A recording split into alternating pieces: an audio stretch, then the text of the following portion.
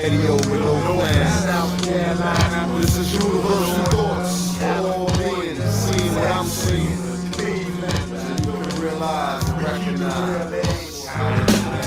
It started off at 13, breaking all the rules. Cut the school and burn it up at my brother's school.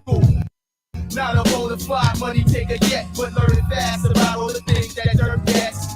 Roaming in the streets with my peeps in the evening, creeping. Ice pick up my Pacific Trail sleeping. Sometimes just beating people for the hell of it. I was so young that getting locked was irrelevant. Getting over the bag, taking cash on the street, bringing the mailbox on the first and 15th. And yo, my favorite was the orange box cutter. Just opening it up and scared the shit up out of the sucker. Talking shit to the shit, talking about murder. At age 15, I got my very first murder. Now it's time to get it on with society. Quick to click on any punk niggas that be out. I'm a little bad boy, you. Who went in against the grain, trying to make a little name. That caught up in the game. I didn't recognize I was part of the statistics. Why did someone kick the ballistic? When I turned 16, kid, I thought I knew it all. I followed no man's show. I made my own laws, so I started moving with the click and sick juveniles. We're caught up in the system with rap sheets for miles. I got drug possession and burglaries. I got 81 felonies with a string of armed robberies. It doesn't matter what you done to do a bit. Doing adult crimes, being charged as a kid. I slid in new directions, I got cash on my mind. 17 now, I need the cream and that's the bottom line. It ain't hard to find, just link up with one of my mans. Someone who's real, somebody who I consider fan. So my man named Shake, he make mad bake. He drive from South Cliff to New York with fake gas tanks with dope and marijuana. He's mad paid to still live in Gowanus amongst the sharks and piranhas. So I got rid of him, now my pockets looking right until we got stopped one night, jumping on the turnpike, flashing lights is behind us. He said that we'll be fine. Now here they come with a team of trucks to the K9. So I guess I'll never see that condo with 2 car garages. I dropped my head and said I wish I never fought the charges. It's for all the brothers who wanna see green, but not green correctional facility. Yeah. Just keep your head up and make that cream and duck the man to the best of your ability. They got me caught up. Goddamn, they put me slipping, got me locked up 5 to 15 for that last shipment. Call my mama and my shorty, tell them that even naughty. People do the damnest things when they filled with 40s. I'm 21, I'm a man now, so I can stand trial now. Regret living the life of a foul child. Maybe being a nerd would have been cool when I reminisce on school back in the days when I used to break mad school. Now I'm rocking the cell, no bail, who catching hell fear. You turn and bet, forget my girl, she ain't sending no mail. They try to play ya, I hang ya, I keep my banger, riding no prison buses, giving judges the middle finger. I blame my boys for some time, shouldn't talk to you now. Put me on that no straight path that I didn't know to have. Word to mother, my mom, she tried to teach me. My uncle tried to preach too, but he ain't get through. Me and my Tommy set strict degrees, shirked each other, my brother. There's no honor among these, so I participated in the paper chase. It was sort of a waste, cause now I'm caught up in the wrong place. Crime ruled everything around me. Catching charges, mama bail me out now. A local bad boy, you. Who went niggas brain, trying to make a little name. Got caught up in the game. I didn't recognize I was part of the statistics. Why did someone kick the ballistic? A local bad boy, you. Who went against the grain, trying to make a little name. Got caught up in the game. I didn't recognize I was part of the statistics. Why did someone kick the ballistics? Yo, man. Yo, brother, man. You gotta recognize the dependencies of life.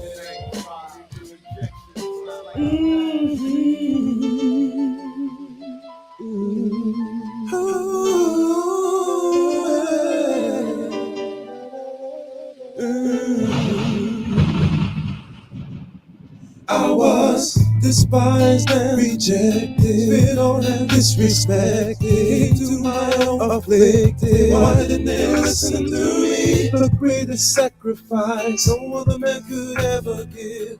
I gave my life and soul, knowing it would make you live. Spirit was willing, with my flesh I had to overcome. I asked my father, pass this cup, but I was the only one to do his will, fulfill the scriptures to perfection.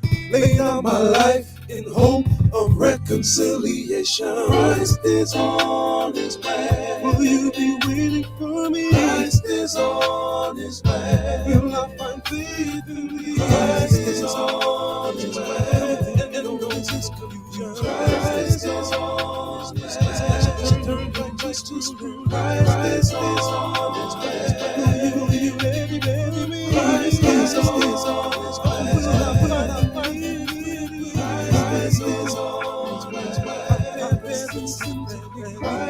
How could you do this to me? You only have I known. My sheep lost in this world. To you my love was shown. I came to give repentance, forgiveness of your sins, to be a prince and savior. But you won't let me in. Instead deliver me unto the enemy with all your blasphemies. How could you do this to me? Stuck in your ways, you broke the covenant. You glad you did, for I'll make judgment. Oh, hear them, for they know not what they do. What they do, what they do. I won't be with them face to face till I turn it back to you. Yo, you thought I wasn't coming back? Imagine that, watch the sky crack when I attack. I held back the winds from the four corners. Now you were gonna watch my battle axe get bloody. No one above me, the please them to choose me, to bruise me, but nothing could move me. You refused me, like you never knew me. I didn't have to do it when I carried you, with your wicked butchery. And you don't remember me, the whole world watch my name, they lie, so it's my side. Now I will turn, burn, and unlearn, but the whole world heard everything I do is for the Lord. If I bleed for Christ. If I die for Christ, no matter the price. Understand it. I present my body as a living sacrifice. That's right. Fit for the kingdom of the Lord is at hand. The coming of the Hawashai is not. And you prophesied when he was going to be born and die. I hope these cats realize that there ain't much time. First and foremost, the Satan hoes keep your guards up close with the armor of the most high. He's not a man that he should lie. Hate with Jake,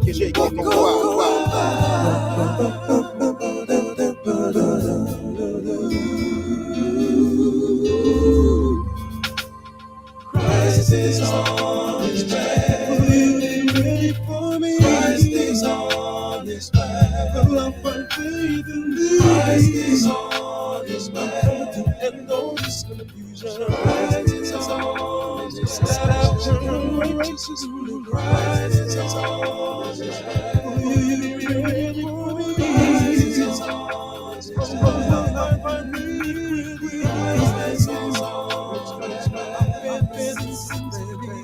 Christ is on his back. How could this do this? I'll hear the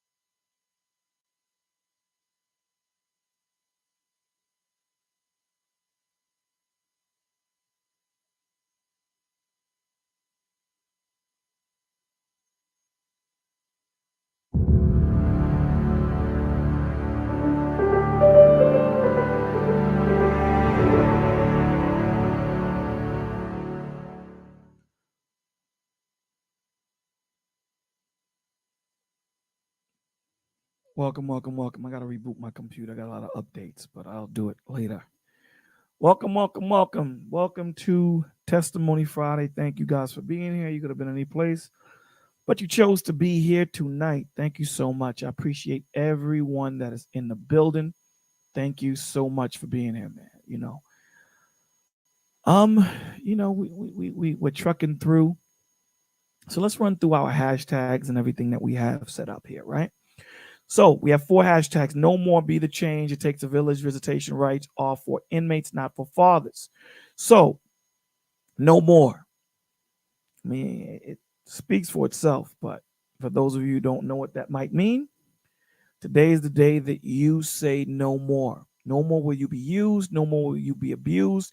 No more will you make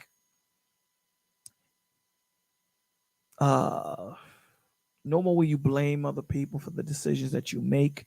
No more will you make excuses. Today is the day that you take your life back from the enemy and willingly and purposely give it to the Father.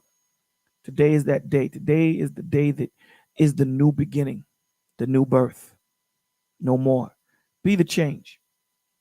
When we look in our communities, we know that there is so much that is wrong and so much power we have to influence our communities. But a lot of the times we tend to wait on other people who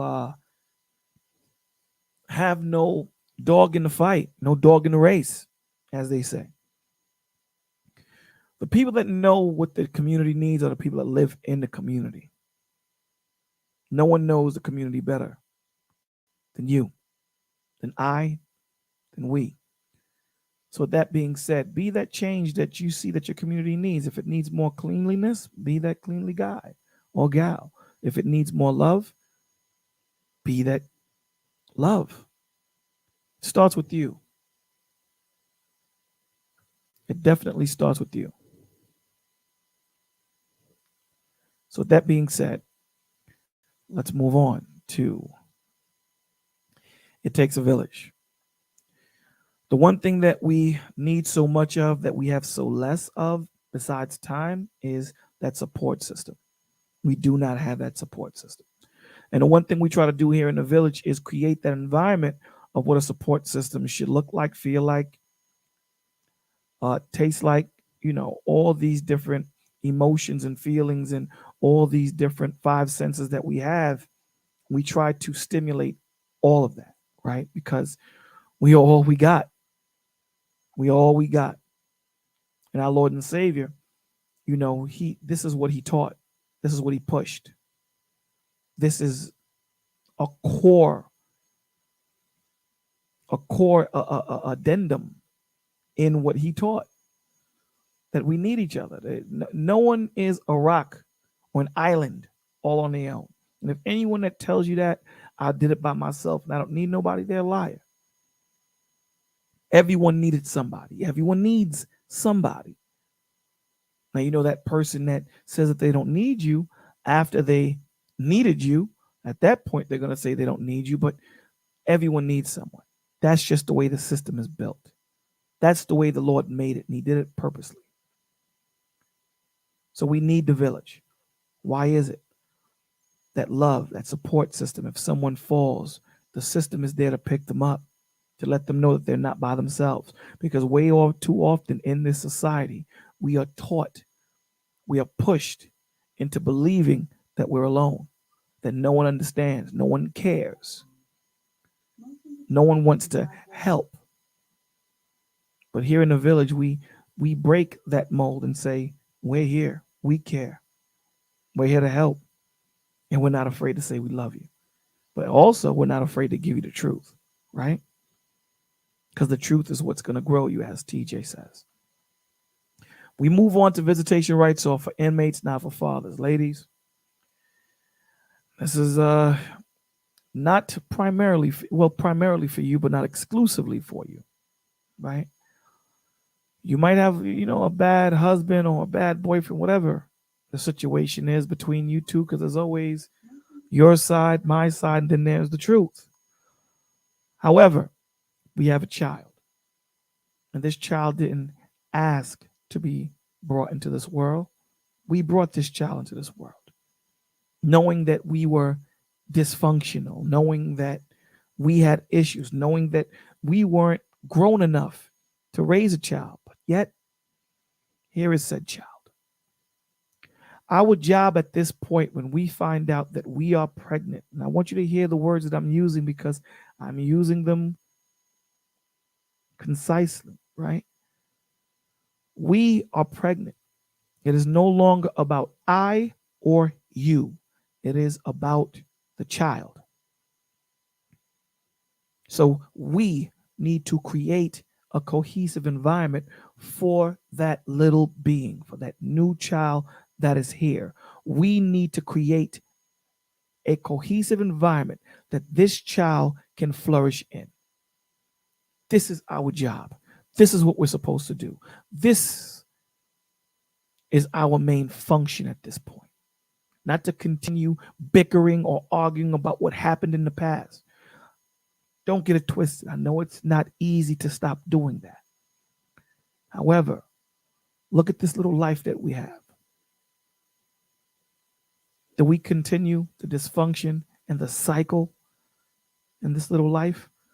Or do we say, you know what, let's give this little life a chance at a life that we didn't have? So please, don't use the system to get even with your child's father. And those of you that do it, you know, shame on you. But understand, you know, life is crazy in the way things happen. Don't think that vibration, or don't think that spirit that you push out won't come back. Please don't think that. We move on to AAA, acknowledgement, acceptance, and application. Acknowledgement. Acknowledge that you are the reason why you're in the situation that you're in. It's because of you, no one else. You made that decision. Scripture says that there is no judgment higher than your own. What does that mean? That means no matter how much advice that I give you, or Miss B Finesse gives you, or LA Floyd, AMF, it doesn't matter how much advice we give you. At the end of the day, you have to make that choice on whose advice you're going to take and apply. And I guarantee you, if it goes well and you're standing on that stage and you're getting all the accolades, you're not going to want B Finesse, LA Floyd, AMF, Anthony. You're not going to want no one to come on that stage because you did all the hard work. You took what they gave you and you made it work. You made it tangible. You did that. So deservingly, you deserve all the accolades. But let's deal with the left side of it. If it doesn't go right and things fall apart, have that same energy to stand on the stage without help from Miss Finesse, without LA Floyd, AMF, or Anthony. See, a lot of us don't do that. When it comes to the bad, we want to bring all those guys up and gals. We want to bring them all up to the stage. We don't want the heat. Nah, G, stay there. Because this is the beauty in that, right? We move to acceptance, right? Because we have to accept the ramifications of the decisions that we make. To every action, there's a reaction. And the beauty of acceptance is the learning curve. So between acknowledgement and acceptance is the growing curve. And we know that there is no comfortability in growing because it's new, uncharted region. So it's going to make you uncomfortable. But here's the thing. You're going to learn more. You're going to be a better version of yourself than how you walked into that situation. Because now you know more. You know where you fell. You learn from it. You are a tactician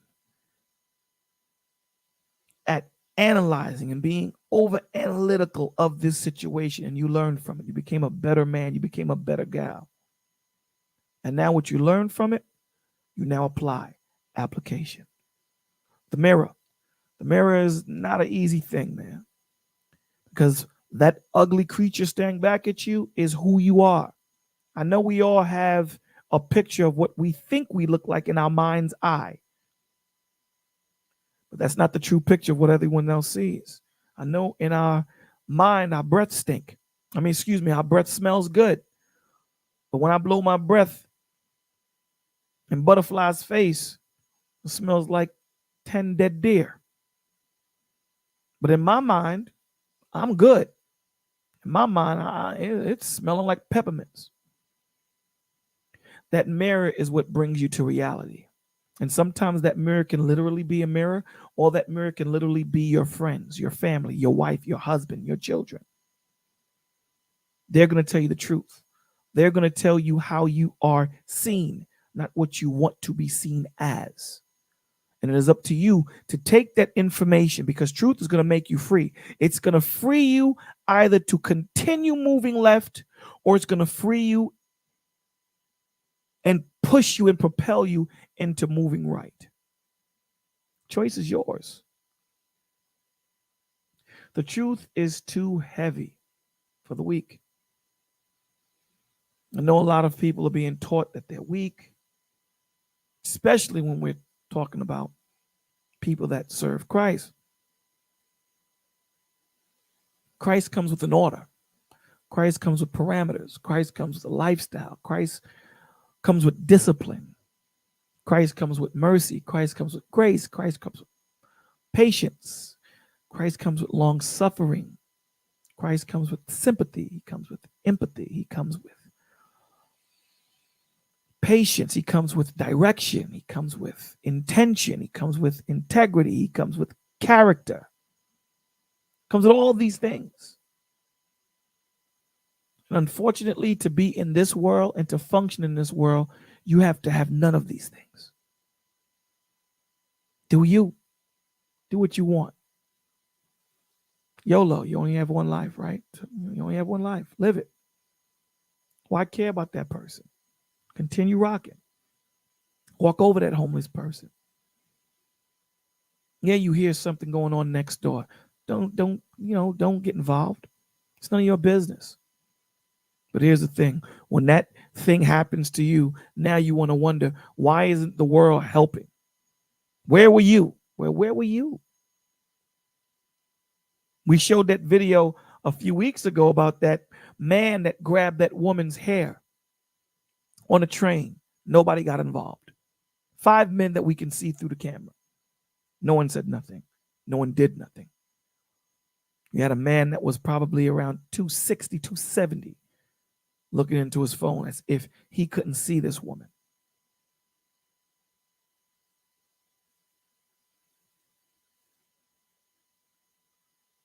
How do you think her life changed? How do you think she sees men now? She don't trust us at all. At all. Bigger than that. And I'm not trying to minimize her pain, but bigger than that. You did nothing, right? But I guarantee you, if that happened to your sister, your mother, your aunt, your daughter, you'd be raising hell. Why didn't anyone get involved? Well, why didn't you get involved, right? Be the change. See how all these things link? Be the change. See, this is why the village is so important. This is one of the tactics that this world uses. It separates you so that you have no connection. You have no camaraderie with this young lady, with this young man, with this brother, with this elder man or woman. You have no connection unless it's directly related to you. And that's not how the village works. Although I don't know that child, I understand that that child is part of my village. So that is my child. This is why children really didn't do too often of bad things. Why? Because they knew that they had a lot of eyes on them. That child belonged to Mama B. So everybody was watching that child. But we're in a society now where no one gives a damn about nobody. And then when it happens to you, you want to put your arms up and you want to raise hell and say, why didn't someone do something? Well, why didn't you do something? Be the change. For those of you that have accepted Christ as your Lord and Savior, for those of you that know what your position is and you're playing it, you're not weak. I promise you, you're not. This world is going to tell you that you're weak. This world is going to tell you that what you're doing is wrong and you should just do you. It's not what Christ says. So you have a choice to make. You're either going to fall victim to what this world wants you to be. You're either going to be influenced or you're going to be the influencer. Pick. Because Satan is the one that's influenced. Christ is the one that influences. Pick what you want to be. You want to be set apart or you want to be down with the pack? You want to be holy or you just want to be you? You pick. Choice is yours. You can only serve two gods. There isn't 50. I know Satan makes it think that there's 100 different choices. There's only two. I promise you there is. Make your choice or one will be made for you. Sight. Guys, we got to stop picking these chicks on sights, man. We got to stop picking these women on sight. Ladies, you got to stop picking these dudes on sight. You need to start using vision, because what's happening is a lot of children are being born through sight into situationships that are not conducive for their health. It just isn't. We spend more time in trying to calculate how the hell we're going to look for the weekend to go pop it off than we do with this woman we're going to sleep with and potentially get pregnant. We need to start using vision, man. We need to start seeing past our noses. We need to start seeing past how she looks on the outside. And it goes into something that I was talking to a villager and a member of SB Nation. I was kicking it to SB today. And we were having a conversation. And the conversation segued into quality. Quality. I want you guys to hear what I'm saying to you, quality. A lot of the times we put more quality on ourselves than in ourselves. Let me say it again. A lot of the times we put quality on ourselves and in ourselves. What does that mean, Bolo? A lot of times we spend more time in the mirror. We spend more time in the store. We buy all these different things because we want to portray. We want to give off a vibe. We want to give off a vibe. We want when that chick to see us, it says something. Hell yeah. We want when that dude see us, it says something. Hell yeah. That's what we want to do. And we do it, right? We spend so much time on ourselves. We spend so much time getting ourselves ready, getting our hair done, getting a haircut, getting a manicure, pedicure, getting all these things done, getting your beard shaped. But what about the inside? How much quality, how much time do you put into you, into your spirit? Do you put the same amount of time? Do you sit and build with the Father the same amount of time that you go out there and buy Jordans? Shots fired at me. I can do that. We're equal opportunity shooter here, man. We shoot at everybody. Do you do that? Do you sit down and take the time to build with your Father? Because once you see that woman and she sees that man, the quality that you put on the outside, it worked. Now it's your job to see what kind of quality she has in her.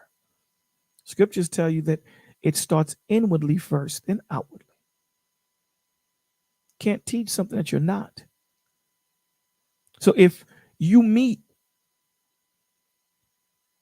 right, when it says that a man findeth a wife, it's a good thing. How about you're that dude that put a whole lot of quality on the outside of him, but put no quality in him? You might come across a good woman. You come across a good woman, and what happens? When she realizes that you have no quality in you, when she has that conversation, because she's not as dumb as you. She's not as dumb as you. She's going to sit down and ask you pertinent questions, direct questions. She's going to sit down and check your spirit. Check your vibration, see where you're coming from, see the way you were raised, see your family, have conversation with you. And when she sees that everything that you are on the outside is totally different than what you are on the inside, she will pick up and leave, sir. It doesn't just go for men, it goes for women too. When he sees that you are banging, hair flowing, eyebrows nicely shaped, makeup popping, got the high heels on, the arch in your back, you got all that going on. He's like, damn, all right, let me holler. He sits down with you. The quality that you put on you is miraculous. Nothing short of spectacular. When he starts to have a conversation with you and see that you're an airhead, guess what he's going to do, ladies? He's going to pick up and bounce. That's what he's going to do. Because he realized that you did not match his fly. He realized that he knows his worth. And the value is going to show in his standards and vice versa. The Lord is not going to give something good to something bad. It doesn't work that way. He's not going to allow you to poison his daughter. And he's not going to allow you to poison his son. I promise you he's not. So please take the time And I use this example all the time. We put so much time into when we buy homes, when we buy cars, especially now, right? Gas is some places $7, some places $9. We take so much time on calculating APR and how we're going to work around it. We take so much time into the physical and to the carnal life.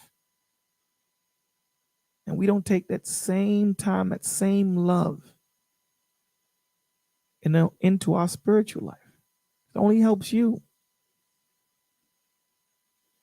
It only helps you to be the best version that you can be. So let's start using vision, right? Let's start trusting God. He sees it all. Remember what he says, the heavens is his throne and the earth is his footstool. Who has a better view than him? Damn, that's a hella fine view, you know. So he sees it all. So last and not least, we need to stop being emotional animals and start being spiritual creatures. How do we do that? Stop living in our lower two bodies, which are the emotional and physical. We need to start living in the spiritual and mental, because emotional feelings have no context. It has no perspective. All I know is that I'm angry. That's all I know. And if I don't have no context or perspective to that anger, I am going to take it out on somebody that has nothing to do with why I'm angry. So a man will automatically go into cognitive thought. He is going to think about what his move is and respond accordingly. He's going to take that emotion from his lower two bodies, hand it up to the mental. Now, why isn't he handing it to the spiritual? Because the spiritual is what's connecting us consistently and constantly to our network, which is Christ. Period. Just like your cell phone, it's always connected. You don't want to be disconnected. So what the Lord is going to do is going to give you insight, because the Bible doesn't speak about everything, but being connected to the Lord, he will give you insight to the specific so that you're able to function and maneuver around situations. That's how God works. That's how God works. So now, once he figured out why he stepped on your Jordans, come on, G. You stepped on my cap and gowns. That's crazy. My sixes, we're going to have a problem. We're going to have an issue. All right, I understand what happened. I understand. So now, once my mental figures out what the situation is, once my mental say, okay, this is what happened. Self, he had to jump out the way. It was a big tractor trailer coming, and if he didn't jump out the way, he would have got hit by the car. So he stepped on your sixes. Yeah, I know it ain't cool. Hand it back down, and you're angry as you are. You're like, bro, all right, man, I got you, dogs. I got you. Just be careful, all right, baby? Yeah, Miss Finesse, you're with me. Not my Concords. Because I got the Concords too. And the cap and gowns. God forbid the Concords. Come on now. God forbid the 45 or the 23s. Don't even go there. You get me pissed off, Miss Finesse. Please. But we have to understand that we have to live in cognitive thought. Doesn't mean that we don't slip. Doesn't mean that you ain't going to give someone the bird once in a while. Doesn't mean that you ain't going to curse someone out. Yeah, we understand that happens. David slipped a whole lot, but the Lord said that it was a man after my own heart. Why? Because his core foundation was of righteousness. So it doesn't mean you don't slip. We do. But you want to teeter-totter more towards not slipping than slipping. So we need to be spiritual creatures and not emotional animals. So with that being said, here in the village, we believe that our four bodies, our mental, emotional, spiritual, and physical should be at a perpetual balance or as close to it. And with that being said, where's my man at? Ladies and gentlemen, we are live. We are live. Bang, bang, bang, bang. We are live, man. We are live. Welcome, guys. Welcome to another Testimony Friday. Let's give some shout outs to AMF in the building, Butterfly in the building, Bolo in the building. Who else in the building? We have Big Ant, Big Brother number 1 in the building. Salute to you, LA Floyd in the building. I like that picture you got. Miss B Finesse in the building.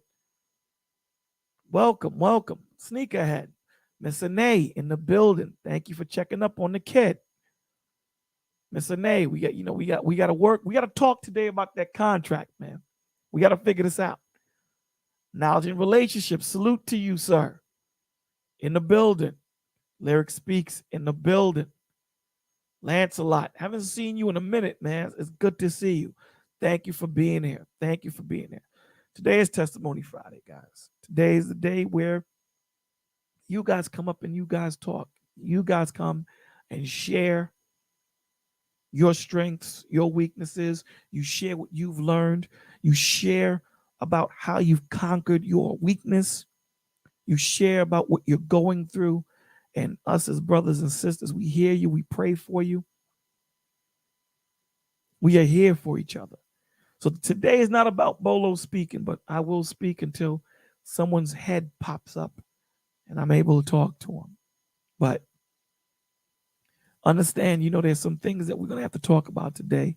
Contracts have to be renegotiated and things of that nature. And, what we're going to do. And, mixtapes, they're going to be going on sale. Not new mixtapes, but old mixtapes. They're classics now, man. So let's talk about it. So until you guys come up and get the strength to speak on your strengths and weaknesses, I wanted to talk about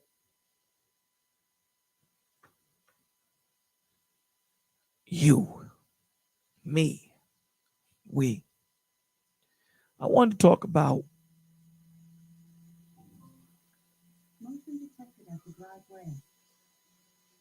us putting our agenda above the Lord.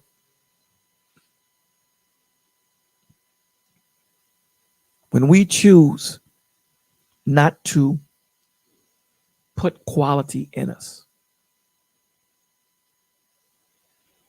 when we choose not to seek ye the kingdom first, and all else shall be added. What does that mean? Well, see, there's two ways you can go about things in this world.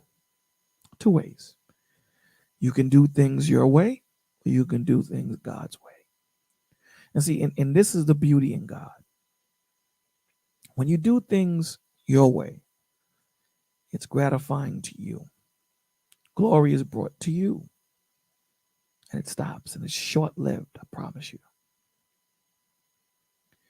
See, God is that sun. And him being that sun, his light shines on all. So we all get some of that light. We all get that glory, because there is no glory if he doesn't share it. Because why? You're that living testimony. He wants you to walk around with that spirit of glorification, that spirit of love, that spirit of understanding, that spirit of patience, that spirit of mercy, that spirit of grace, that spirit of patience, that spirit of empathy, that spirit of sympathy, that spirit of giving. Because this is what our Lord and Savior was. Because when we read John 15:15, I will get it.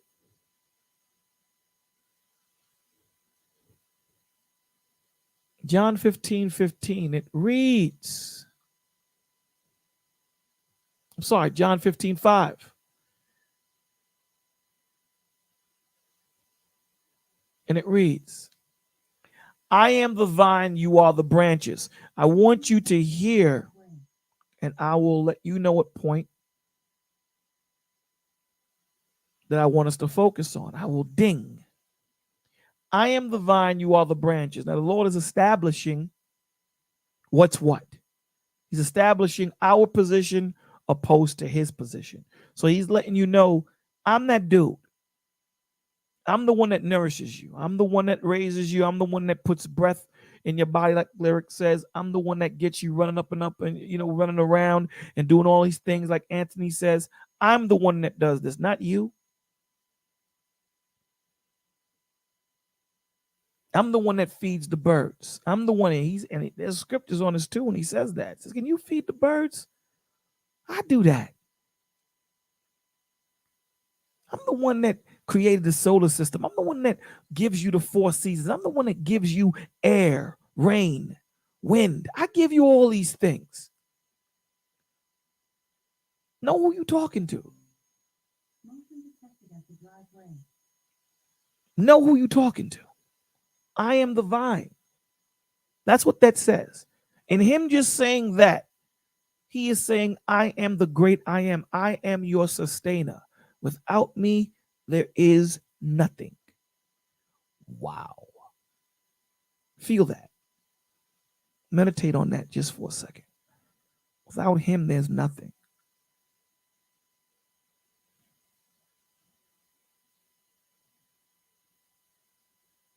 Without him, there is nothing. So I am the vine. I sustain the universe. I sustain the solar system. I sustain the galaxy. I sustain you. You are the branches. You are connected to me. I directly feed into you. He who abides in me. See that? There's a reason why he says that. Why? We need him. He doesn't need us. He chooses to want us. Listen to the difference. God does not need man. He chooses to want man. Now, on the other side of it, we need God. Same way you need to breathe, you need to eat, you need to drink.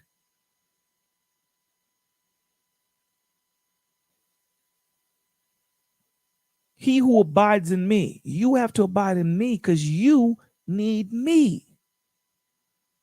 And I in you. And I will abide in you because you are in me. You prepared yourself. You accepted me.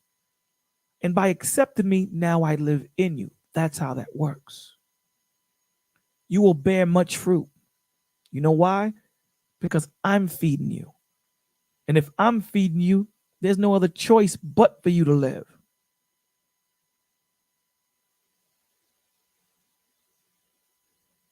Okay, and then we're going to talk about it. You need to come up. There's no way but for you to do well. There's no way but for you to go out there and flourish. Why? Because you're connected to me, my G. You are connected to me. There's no way you can't match my fly. You are a holy person, people, particular person, people. You represent me. You are my living tabernacle, my living temple, my living church, my living ark, my living testimony. For without me, you can do nothing. So let me give you the other side. Remember, the Lord always gives you left and right, up, down, good, evil, Christ, Satan. He's always, there's only two. He's going to give you that other side too. So you can make that choice. For without me, you can do nothing. You nothing without me. You freestyling.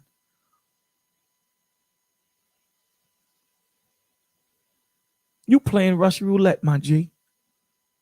And guess what? The house always wins. If anyone does not abide in me, he is cast out as a branch and is withered. Why? First off, you're thrown out.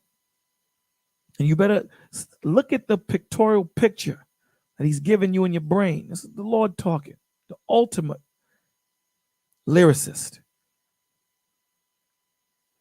Because that branch that he was talking about, because that vine is connected to the branch, or that branch is connected to the vine. So that branch flourishes. That branch is going to blossom flowers, going to blossom trees, and the birds are going to live in the branch, and all these different things are going to happen.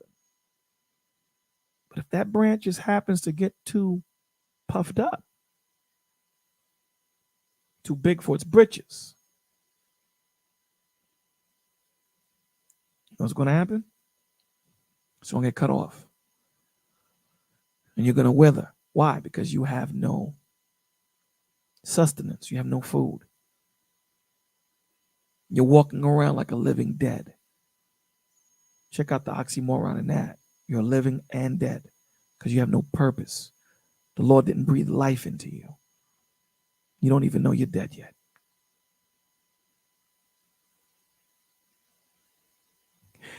And they gather them up and throw them into the fire. And they are burned. If you abide in me, listen to this now.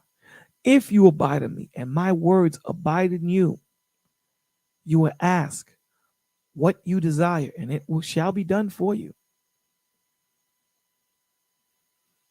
Whatever your spirit desires, meaning what's going to elevate your spirit, what is going to propel you closer to Christ, the Lord will give it to you. I.e. husband, i.e. wife, i.e. better job to take care of your family so that you are able to focus on Christ, things of that nature. Not, Lord, I need some grills to put in my mouth and I need it to be VVs. Nah, come on, man. It shall be done for you.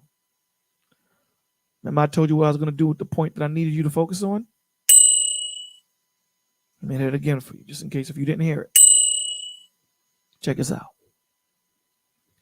By this, my Father is glorified, because by you being a part of him, by his words being in you and you going out there and you being that testimony, you being that living ark, you being that example, you being that person that is wholly separated, not in the world, not of the world, but in it. There is glory, right? Towards God, because it's not about you. This is about God. God gives me the strength to do what I do. God gives me the patience. God gives me the grace. He gives me the mercy. He gives me the love. It's all about God. And watch what he does now. This, my Father, is glorified because you kept his word and you will bear much fruit in his name. That you bear much fruit, so you will be my disciples. Come on, man. So let's go to the point of what happens when we choose not to put him, when we're not putting the quality in our bodies, but we put the quality outside of our bodies. We're not taking the time to understand his heart. But we want to function on the heart of the world all day, every day. Every day we want to talk about the world. What does the Lord say? Because you can't trick him. Can't trick him. Right? Matthew 15:8. What does he say? Okay, hold on. Ane says, Bolo, I have figured out a way the contract can work. You agreed to no freestyles. So if you and Lyric Speaks are going to honor your agreement from the other day, you should write rhymes before the streams. Okay. Laugh out loud. Ane, I told Bolo he did not have to adhere to the contract. He may freestyle as much as he likes because the people seem to love his horrible lyrics. Wow. Yeah, you see the shots?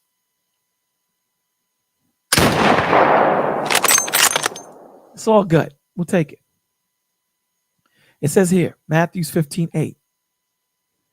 These people honor me with their lips. Oh my God, they speak highly.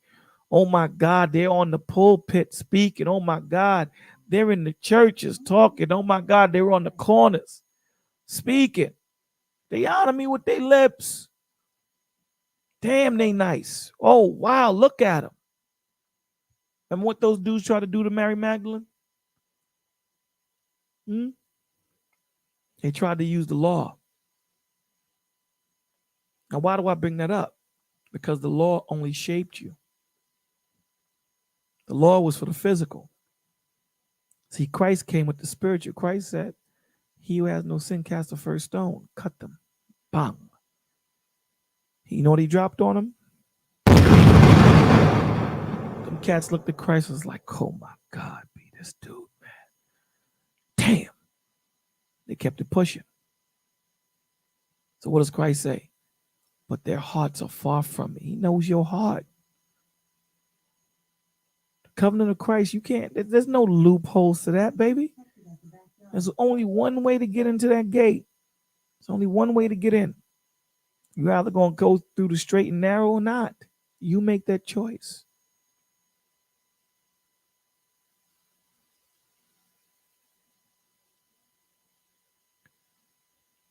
Everyone has a choice. Listen to what he says. Revelations 2:4. But I have this against you. I have this against you, that you have abandoned the love you had at first. Think about that. The Lord created you. The Lord gave you life. The Lord sacrificed himself, not because he sinned, because we did. He walked this earth and came down because there was no other man that can do it. He walked this earth and came down because all the sacrifices that man gave wasn't good enough to wipe away the sins of man. You know how they say it? If you want it done, you got to do it yourself. Not only did he talk it, he walked it. And boy, did he walk it. You turned away. He didn't turn away from you, because when we read the scriptures, we're in Chronicles. Never did he walk away. Continuously. Gave you Moses. Moses was his man. And they was like, Moses came back and said, Lord, they didn't want me. He said, they don't want you, but they asked for you. Yeah, I know, Lord. These people that you got me running around with, they on a different level.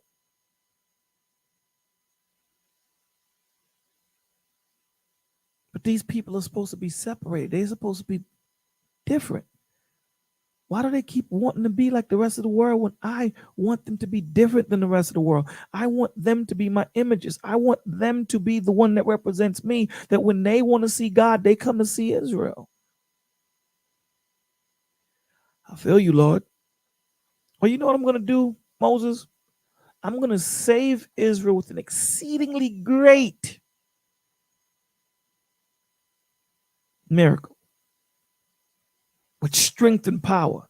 And then I'm going to kill him and raise a nation out of you, man. You can't do that, Lord. Can't do that. Why not? You know what they're going to say about you? That you did all of this stuff for these people, and then you just did that just to kill them? You did all of that stuff just to kill them?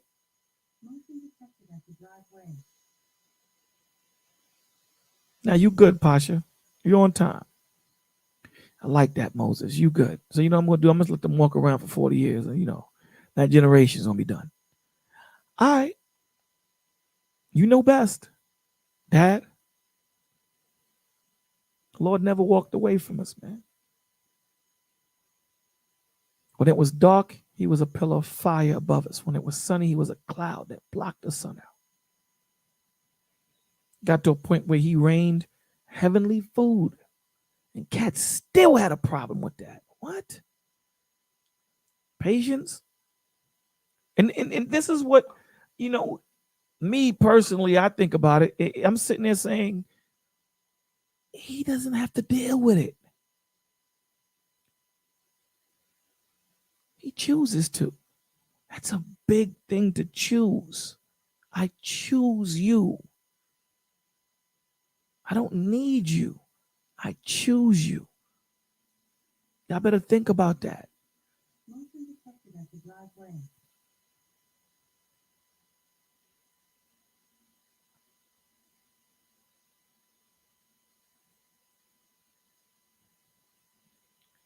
We put so much attention and put so much time into how we look, how we feel, how we walk, how we talk. You know what I mean? We got to talk a certain way, son.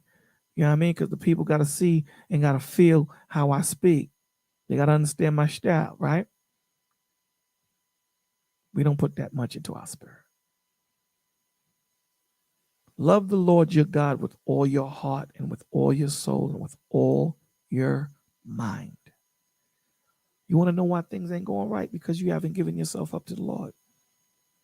And even then, you want to know why you don't have inner peace? It's because you haven't given yourself to the Lord. You want to know why all these chicks take your bread? Because you haven't given yourself to the Lord. You want to know why these dudes only use you for your body? Because you haven't given yourself to the Lord. Now, how does that work? What do you mean? Because the Lord is going to show you how important you are. The Lord is going to rebirth you into a new creature and tell you how important you are and what you are and who you are and what your worth is and what your value is. To be patient, to walk circumspectly, and to use your discernment to find yourself that husband. That's how that works.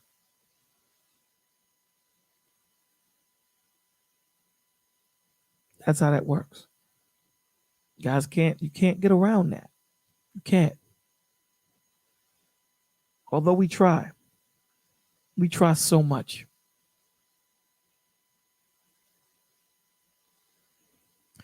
This is what trips me out. I want you guys to hear. And before we keep going, right? Hit the like so that the algorithm helps this video to be seen worldwide. Right? Subscribe, like, comment. I know I don't say that too often, but I gotta remind myself to say I'm gonna probably write it on my whiteboard, and but why are you using a whiteboard, boy? Guys want to argue about everything, man. So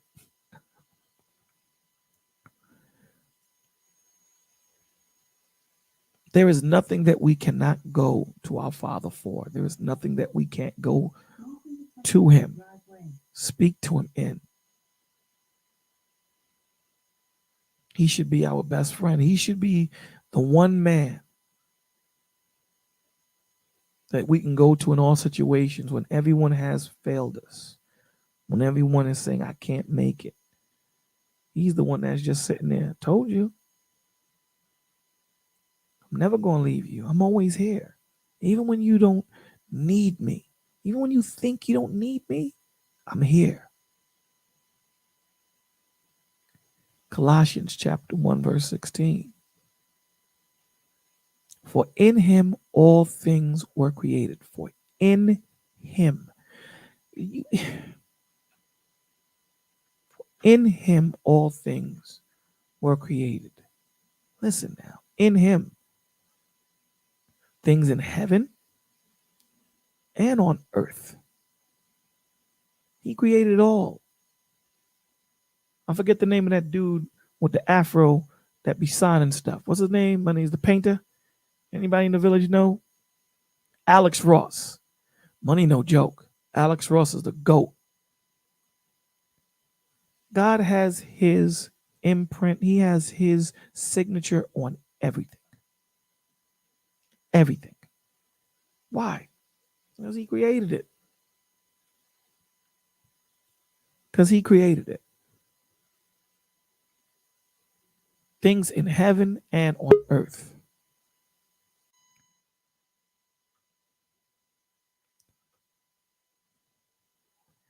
Big brother number one. 1-1. What's going on, man? You were supposed to say that back, man. What? 1-1-1. Oh man, forget it, Pete. No, forget it. That's the whole thing up, man. You know, I I said, did, man. I caught only parts of it but because it was transitioning in. I just heard you going 1-1-1. man, brother, come on, man. I set you up right, brother. All you had to do was slam dunk it. Yeah, Bob I missed Ross. that alley oop. Yeah, you said it, Bob Ross. I said Alex Ross. Bob Ross. Bob Ross is the man, son. Bob Ross is that dude, especially Today we're when gonna paint some trees. See the trees? hey little tree. He sound like he sounds like a weirdo. Hey little tree. All the birds are gonna live in you, and you're gonna say hi to the little tree, and you're gonna live right here in the middle in the cold. And he'll do it right in the middle of the picture. And you're like, yo. And when he's done, it's fire. Yeah, it looks like he's throwing stuff against the wall at first, and then all of a sudden you look up and there's a whole winter wonderland all painted out. It's like, dang. And And he'll all make before and all before he's just dabbing on the canvas, just dab here, dab there, couple of little straight lines here, and did. Next thing you know, it looks like something out of a I don't know, man. and the crazy thing is he'll make the tree with a knife. A little knife that he has, he'll make the tree out of that knife. He won't use a brush or nothing like that. And you're like, Hmm. do you know the insight you gotta have in what type of talent and what type of thought process? Like today, I'm looking at Cecil, right? And I was looking at a video of Cecil. For those of you who don't know who Cecil is, that's my friend, the hummingbird. Do you know what kind of insight? You know how fast them birds fly, man? And those birds fly through branches and trees and don't hit nothing. Do you know how quick your brain got to process that stuff? You know how quick for him to Yep. draw something so beautiful, and you sit there and go, damn, man. And the Lord is telling you all of that came out of me. I gave him that talent. Well, how did you do that, Lord? Look, he's drawing something that I created. Look at what he's drawing. Now look out your window. That's alive. What he drew was on paper, canvas. We put so much on what oh boy.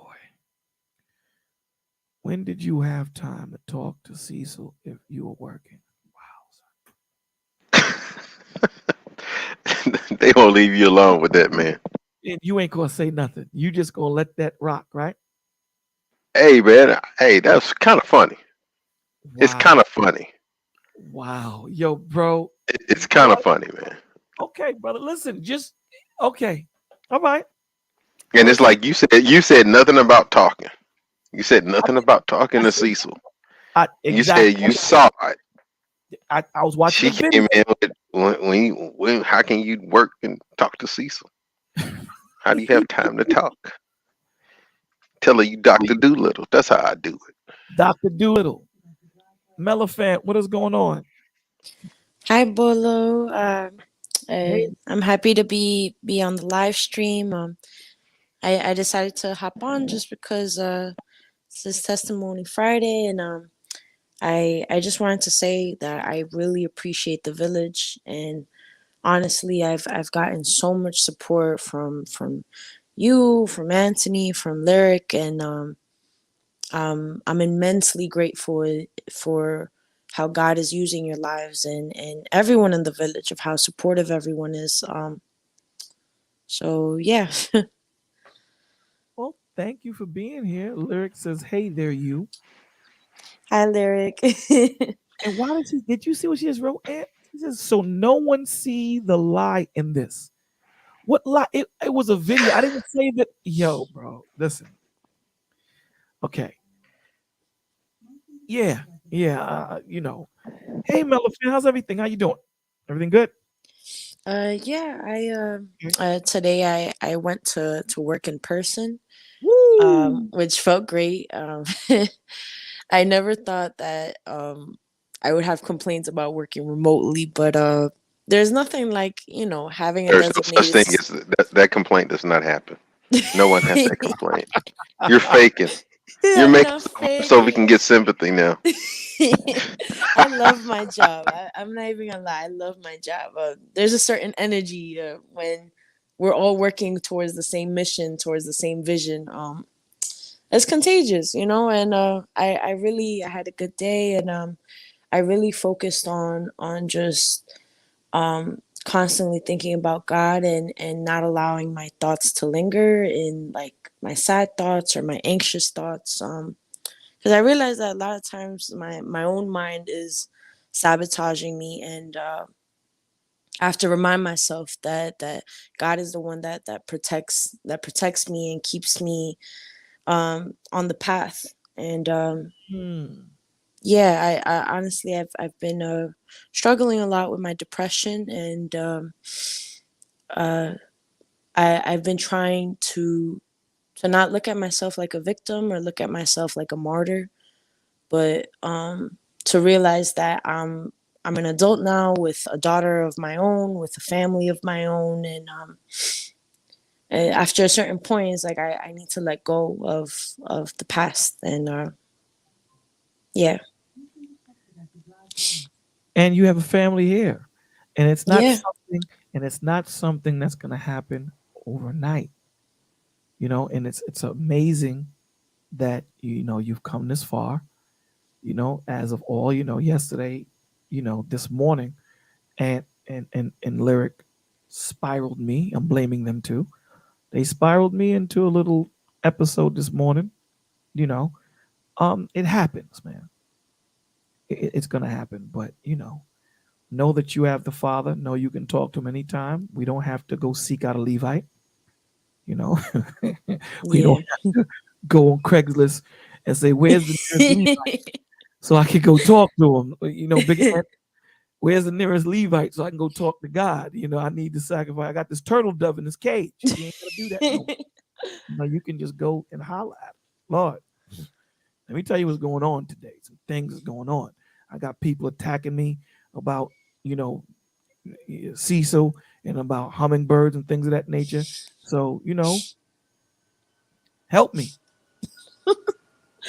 That is something I really learned a lot in the village, is that, because I grew up very religious, going to church multiple times a week. And, I thought that congregation was super important, of going to a physical church with a pastor and being underneath a pastor. And so when I stopped going to church after I finished high school, I felt really lost, and as much as I tried to connect with God, because of so much anger that I felt and so much confusion I felt about the church, I not only distanced myself from the actual religion, but I distanced myself from God. And being in the village, you guys taught me a lot about that. It's not about the actual structure. It's not about, like a pastor. We have the ability to have a relationship with God, and a lot of times we keep ourselves away from God. Um, and that's something that kind of, it gave me kind of that freedom of like, okay, wait a minute, no, I don't have to force myself to go to a certain church, or have a certain, like go to church on Sundays to be good in God's eyes. And yeah, like I've learned so much about the Bible, about God, in it, watching the live streams and watching, like the live streams in the morning, than I learned in all of the years that I spent like in the church growing up. Wow. Listen, all praises to the Most High, our Lord and Savior, Jesus Christ, all praises. Um, you brought tears to my eyes, man. You know, um, it's an awesome thing. The scriptures say that every time a spirit is brought back to the Lord, there's a celebration. What scripture is that, Big Ant?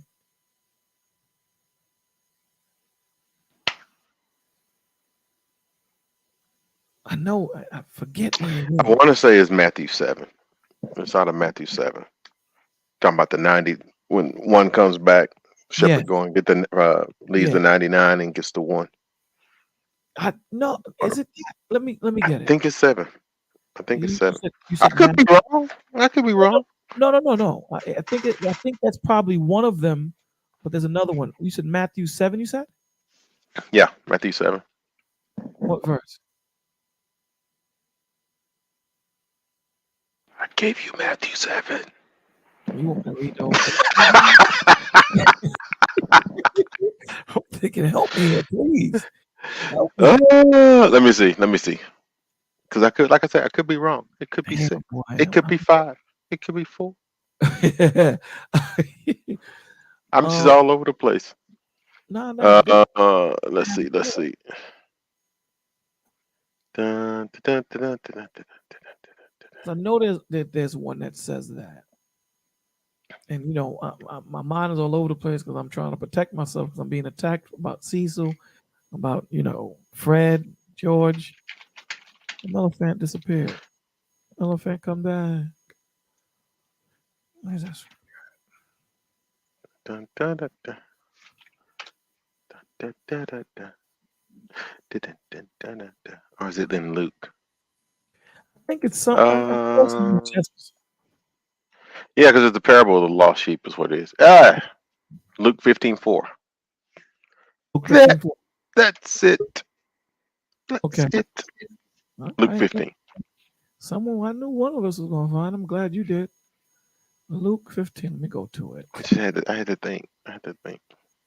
Luke 15:4. You said? 'Cause, yeah, Luke 15. So Luke 15, and he gives.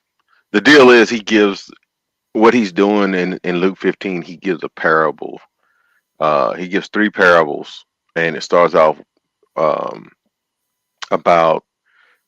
He talks about a man who has 100 sheep, and one of them gets lost. He leaves the 99 and goes and grabs the one. And well, read it. Luke 15. Then all the tax collectors and the sinners drew near to him to hear him. And the Pharisees and scribes complained, saying, "This man receives sinners and eats with them." So he spoke this parable to them, saying, "What man of you having 100 sheep, if he loses one of them, does not leave the 99 in the wilderness and go after the one which is lost until he finds it? And when he has found it, he lays it on his shoulder, rejoicing. When he comes home, he calls together his friends and his neighbors, saying to them, 'Rejoice with me, for I have found my sheep which was lost.' I say to you that likewise there will be more joy in heaven over one sinner who repents than over Mm. 99 just persons who need no repentance. Or what woman has 10 silver coins? If she loses one coin, does not light a lamp, sweep the house, and search carefully until she finds it. And when she has found it, she calls her friends and neighbors together, saying, 'Rejoice with me, for I have found the piece which I lost.' Likewise, I say to you, there is joy in the presence of the angels of God over one sinner who repents." That's it. That's it. So there's a celebration going on. Don't think Hmm. that the angels don't know how to party. I don't know what they do, but there's a celebration going on, man. You know, um, and again, it's not an easy thing. This is we all fall. I know you heard that's good. We all fall short of the glory, but we used to read this scripture all the time. Ephesians 6:12. You know, um, and it says, "Finally, my brethren, be strong in the Lord and in the power of His might." That's about having faith, right? In the power of His might, knowing that you have a relationship with Him, knowing that He's in you, knowing that you trust in Him, that He is all and in all. In the power of His might, put on the whole armor of the Lord. So He's telling you, wrap yourself in this man, inwardly first and outwardly, that you may be able to stand against the wiles of the devil. The devil's a sneaky dude, man. Sneaky dude. Makes you think that there's 30 different decisions to make, and there's only one. There's only one. You're either going to serve the Lord or you're not going to serve the Lord. Those are the two you have. Really, the one, because you're going to make one of those decisions, but there's not that many. But in the left, he makes you think that there's so many things that you're able to do, but it all suffices into one thing: you going against the Lord's agenda. That's what it boils down to. For we do not wrestle against flesh and blood. This is what we have to keep figuring out. We don't fight against flesh and blood. Yes, the fight happens in this three-dimensional world with height and length. But you better understand that this is a spiritual fight. What guides your flesh is your spirit. That's what guides your flesh. When people say, I have a hunch, all these different things, they're just dumbed down words from the spirit. That's all it is. You want to say something, Matt? Or Melephant? Was that one of y'all? Yeah, I was actually gonna say I definitely agree that it's a spiritual battle because you know I feel like everything that happens within my spirit and my soul, it starts affecting my, everything, my work, my family, my finances, every single aspect of my life. And I noticed that um when I do pray and I come to God, it's almost like the words I'm telling God are tested. And something happens that day that like, it tempts me to lose my patience or get angry or get prideful. It's almost like the words that I'm speaking out into the open are tested of like, do you mean what it is that you're saying? Or are you going to fall to your flesh once again? And it really is a battle. And I like I used to be quite frank, like I would give up so easily and just wallow in my own self-pity, in my own dark little hole. And I would I feel like depression can be sometimes it's a very selfish mental illness because it's all about you and your feelings, and everything else doesn't even matter, including God. And it's really hard to get out of that mindset. But once I started realizing, you know what, like it this isn't something that seeking help or just seeing a psychologist or just taking medication, that's not going to help if my spirit is dry. And especially like when I've been talking with Lyric, she's really opened my eyes to how much um how much I can actually overcome if I truly put my trust in the Lord, if I truly, like, in those moments, instead of seeking comfort within my own flesh or within the worldly things, if I seek for comfort in God, he is going to help me. He is going to give me the tools that I need to get better and be at peace. But that's only going to happen if I actually go and seek him instead of just doing the easy thing, just running away from God. Bang, bang, bang, bang, bang, bang. Yeah, boy. Absolutely. I couldn't have said it any better. Absolutely. Everything that you said was 100% on point. Absolutely. Everything that happens to us is in us separating from the Lord. What you think about that, Ant? Everything that happens to us in whatever we're going through is in us separating from the Father. Yeah, I would agree with that. Especially when we start. I, I I put it like this. I think a lot of people don't really understand how far and how deep that rabbit hole goes. Right? There's a difference. We kind of talked about it a little bit this morning, but there is a difference when it comes to uh, being in God's presence, in being um, within his will and then operating outside of that, right? It in many ways it can get overwhelming, just like she said, because you're now depending on your own insights and your own strength. And you know, when a person gets caught up in that, you'll have what happened with Solomon. And you saw in the book of Ecclesiastics, which was he starts, basically he's like, you could tell it was a person who went through bouts of depression in many ways, right? When he was like, vanity, vanity, everything is vanity, right? And it wasn't until, you get to the end of the book where basically he's gone from one way of thinking to another way of thinking, right? He's gone from a human insight where he sees no purpose to a godly insight where he sees, his purpose in God. And it really sets that whole tone for the whole book. And he tells you he tried everything. He did everything. And he realized that apart from God, a lot of things is meaningless. And you're also seeing, and you see it right now, um, that most people are having those problems, right now. Most people have those problems today, right? They built their life around, everything but God, and they'll even claim, "Yeah, I'm happy. I'm fine. I'm this and I'm that." But the deal is, when they are by themselves, right?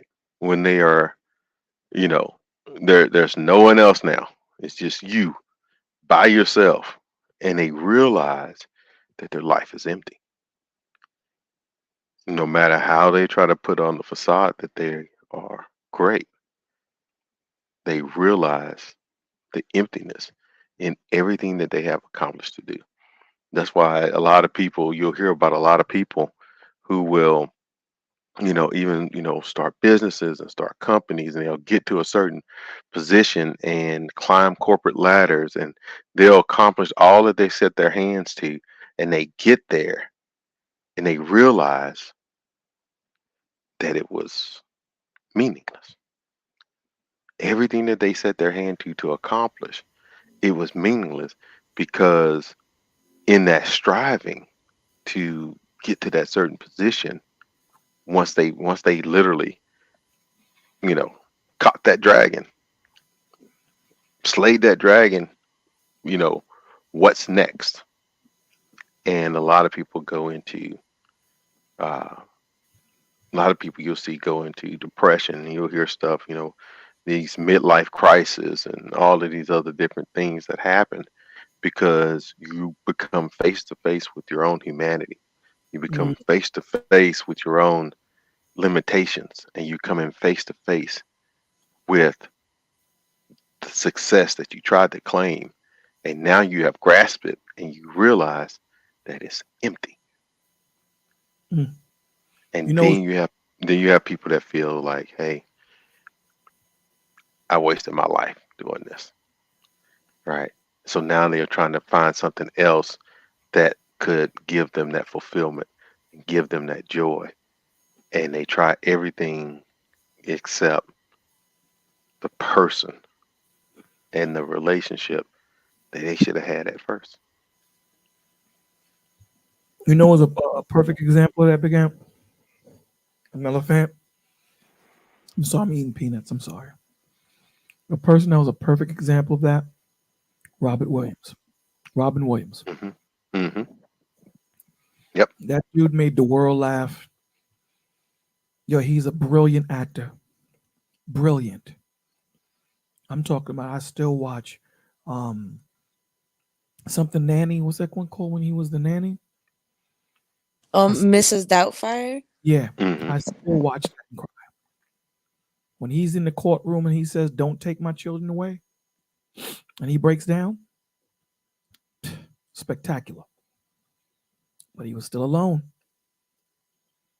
The one person that you can't run from is you. We say that all the time here, and nine lyric.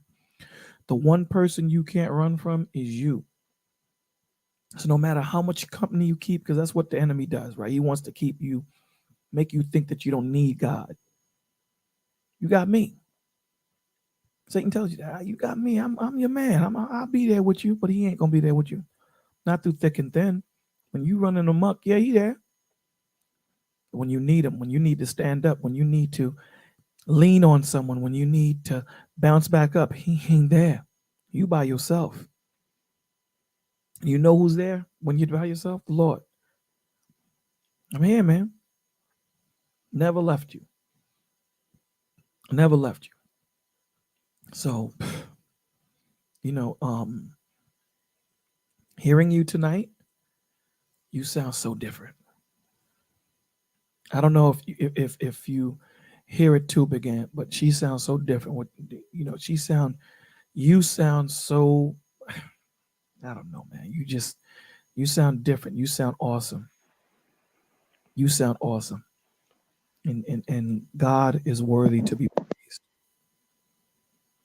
Absolutely, because there's nothing that we can do. All we are testimonies to Him. That's it. That's all we are. All I'm gonna do, or all Ant's gonna do, or Lyric's gonna do, all anyone is gonna do in the village is tell you how awesomely great the Lord is and what He's done for us. And this is how you can do it. Look, open up the book and read it. There's nothing in here that we're doing that you can't do. That's it. It's not hard. It's simple. But the enemy is gonna make it seem simple. You ever try to open up the Bible, you would up and amp. As soon as you open up the book, you tired. Well, that's the enemy. All these little tactics and all these little things, work through it, man. We here. We here. Every day we're here. I don't know what other channel does that. I don't know what other channel is going to say that we're here every day. Well, except Saturdays and Sundays. But sometimes we still go on Saturdays and Sundays. But we're here every day. It doesn't get no better than that. Absolutely. It doesn't get no better. And yeah, me too, Melifant. Me too. Sorry for interrupting you, Amp. The only thing I was gonna say is she sounds at peace. That's how she sounds. She sounds at peace. That's it. And being at peace doesn't mean that you're not going to go through the bumps and bruises. You just know, I got my dad with me. I'm good. When when you were young and you went to school and the bullies bothered you, but when your father or your big brother came with you, you felt them dudes didn't bother. They left you alone. That's exactly how I feel with them. I got my father with me. Y'all guys can't bother me. I'm good. And so people can make fun of me, and that I talk to animals, and people could say that, the animals are not alive. They're not, I know what the animals do. And my brother next to me, he won't defend me, but it's all good, What are you talking about, man? See? Yeah, you don't defend me. I do defend you. When did you defend me? I defend you all the time. I'm like, you can talk to animals if you want to.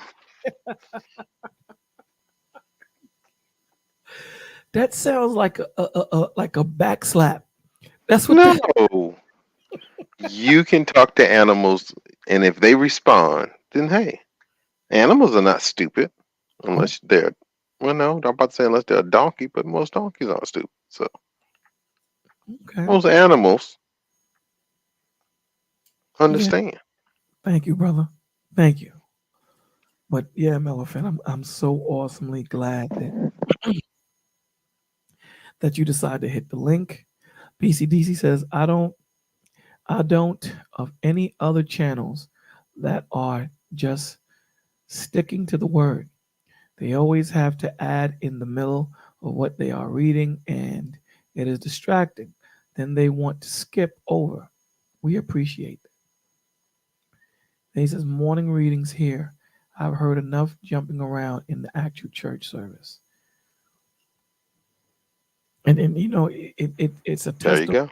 you know, it's a testimony to the people. Like this man right next to me, Lyric, and you know, you have a name, BCDC.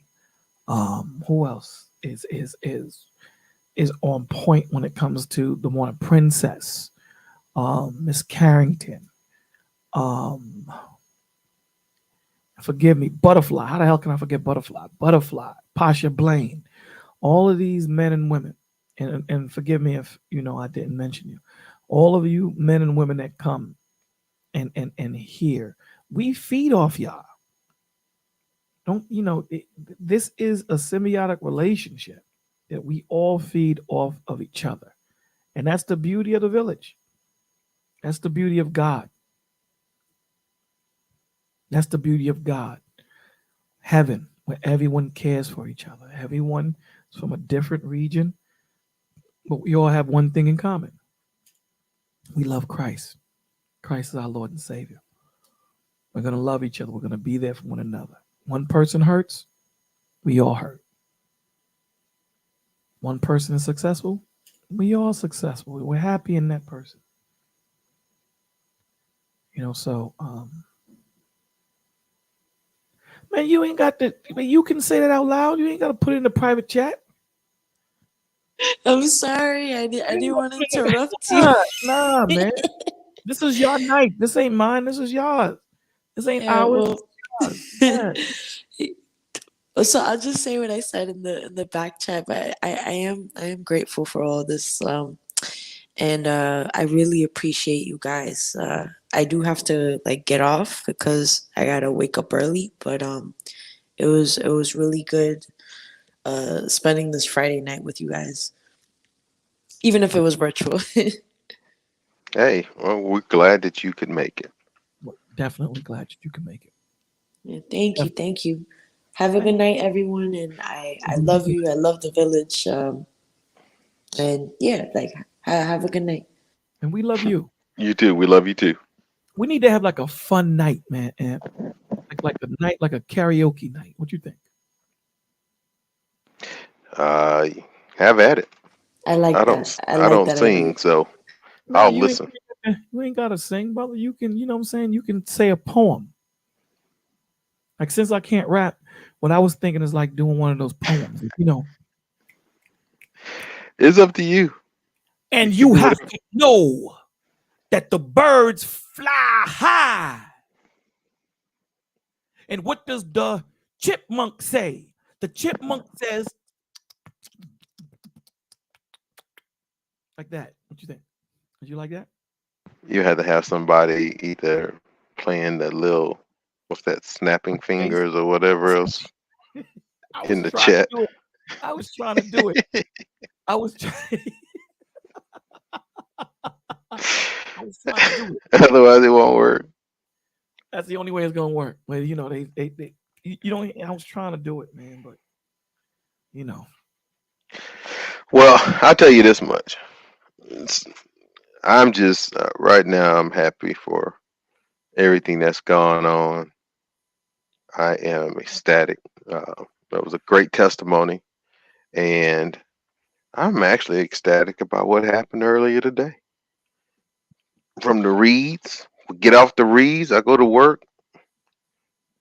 While I'm at work, I start getting alerts and people start hitting me up on my phones and everything else. And I'm kind of like, what's going on? what happened? They overturned the whatchamacallit. Oh, you talking about Yeah. Washington? Yep. Oh, I was like, wow. Took 49 years to do it, but they did it. well, And I my said to theory on myself, huh. my theory on it is they doing something bigger.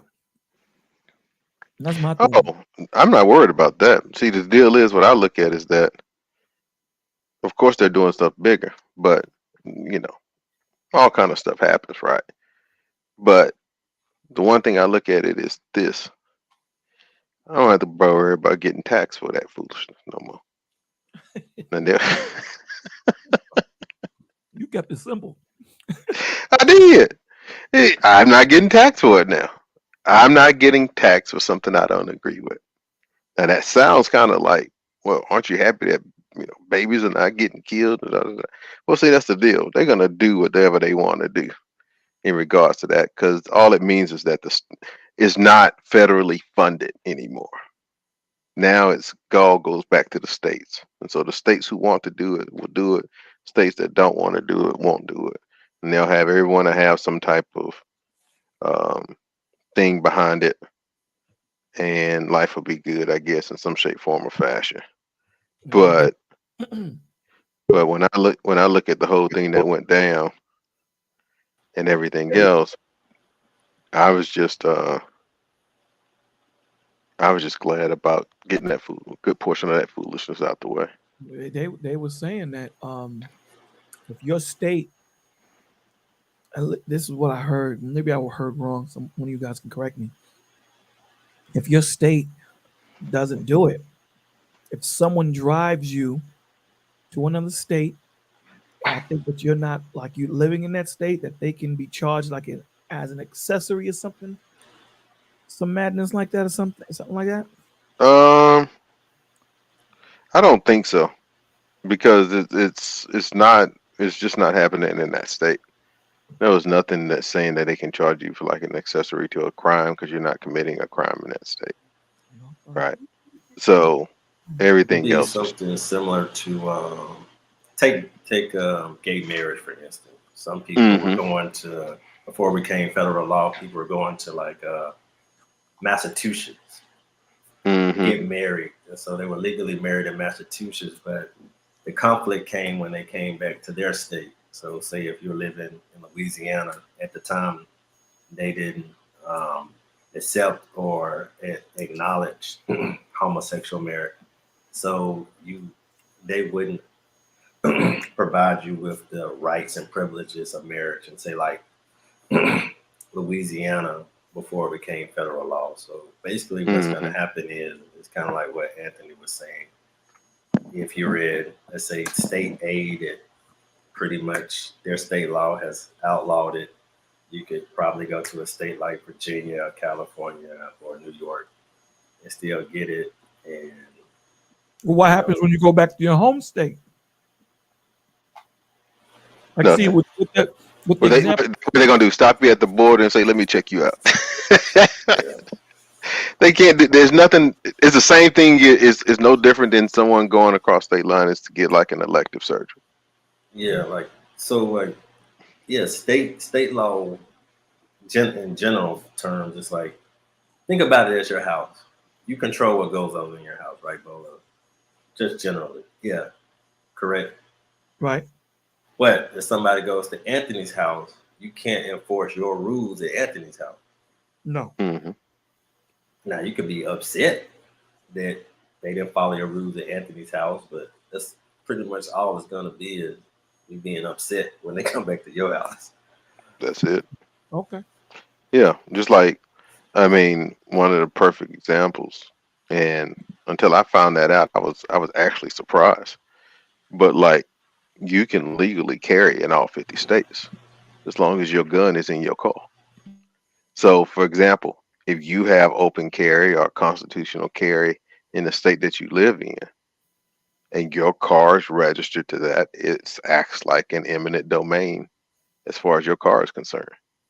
So, if someone tries to rob you or hurt you or whatever else, and you have a firearm inside your car, and you use that to protect yourself, then you are legally allowed to do it. Now, if you take that gun out of your car and you're walking around with it, you're liable to whatever state that you're in.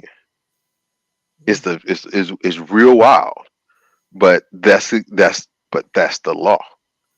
That's the law. So if I'm driving from New Mexico to South Dakota, right? And New Mexico is open carry or constitutional carry or whatever, then as long as I am inside of my car and have my firearm inside my car, then the law of New Mexico in that regards apply to me. The minute I take the firearm outside the car, and use it, discharge it, or whatever else, I am liable to the laws of whatever state that I'm in. Most people don't really know that or understand that. And so, it depends on, if you know the laws of your state, that's one thing that's different. However, right, I can't just say, well, in New Mexico, I can do this, that, and the third. Well, bro, you trying to do that in Kansas, and that's not gonna work. Like you trying to do that in Oklahoma, or Missouri, or Kentucky, or West Virginia, or The New pimped York. up will realize. Yeah, that don't work. That doesn't. What you're saying doesn't hold water. And a lot of things and that's kind of how this is. When you set the soles of your feet into whatever state that you're going to, you now have to abide by the laws of that state. You have to. And so if they want to, someone, like one of the things they were talking about, because um, the people were saying, especially up in California, well, California already has, quote unquote, they have some of the basic, you know, pro-abortion laws on the books, you know, than anywhere, right? So nothing's going to change for them. They'll still be doing exactly what they're doing. But what can happen is they can't, you know, go visit a relative in Texas and then decide, hey, oh, this went down or whatever else. Well, while I'm here in Texas, I'm going to have, I'm going to go to the clinic and get this done. Well, no, that doesn't work in Texas. That's not available. So you have to wait till you go back to California before you can get any of that stuff done. So, but it's that's what's gonna happen. But like I said, the thing that made me glad behind the whole thing is that I don't have to fund it. My tax dollars doesn't get used for that anymore, and I need to keep as much tax money in my pocket as possible. Yeah, but they're gonna find something for that tax bracket. Oh yeah, they will. No, here's something that's very interesting. There was a movie called Swing Vote. It has Andy Garcia, very great actor, and basically kind of the same thing happened. In this decision, it was a 6-3 vote. In the movie, it was a 63 vote. In the movie, there was a new Supreme Court justice that was coming on the court, and it was another case that came up to the court in the movie from a southern state, and so predictably, most of the southern states, have the strictest state laws on abortion. And so currently, it's been overturned by 6-3, and we have a new Supreme Court justice that'll be on the court in the next term. I'm not a conspiracy theorist, but if there's a movie playing in real life, is playing out like a movie, and another case goes up to the court, and it comes out to be a 5-4 ruling or 6-3 ruling, with the new justice making the majority opinion, then I might start listening a little bit more to some of these conspiracy theories. Not taking them, totally as the truth, but when art becomes reality or fiction becomes reality, some of the stuff they're saying, may have, kind of a dash of truth. I just find it really ironic that life is playing out like that movie. Oh, you don't have to. You don't have to think about it like that. I mean, No, really no, and no. truly, I'm not trying to give credit to a conspiracy theorist. I'm just Oh, saying, there's a real life but movie no. called Swing Vote. Yeah. It's Andy Garcia. Watch it. I'm not trying to feed into the conspiracy theorists. I'm just saying it's very ironic that this is playing out in a similar fashion to a fictional movie. My point is, there's a saying that goes, what's the difference between a conspiracy theory and the truth? 6 to 12 months.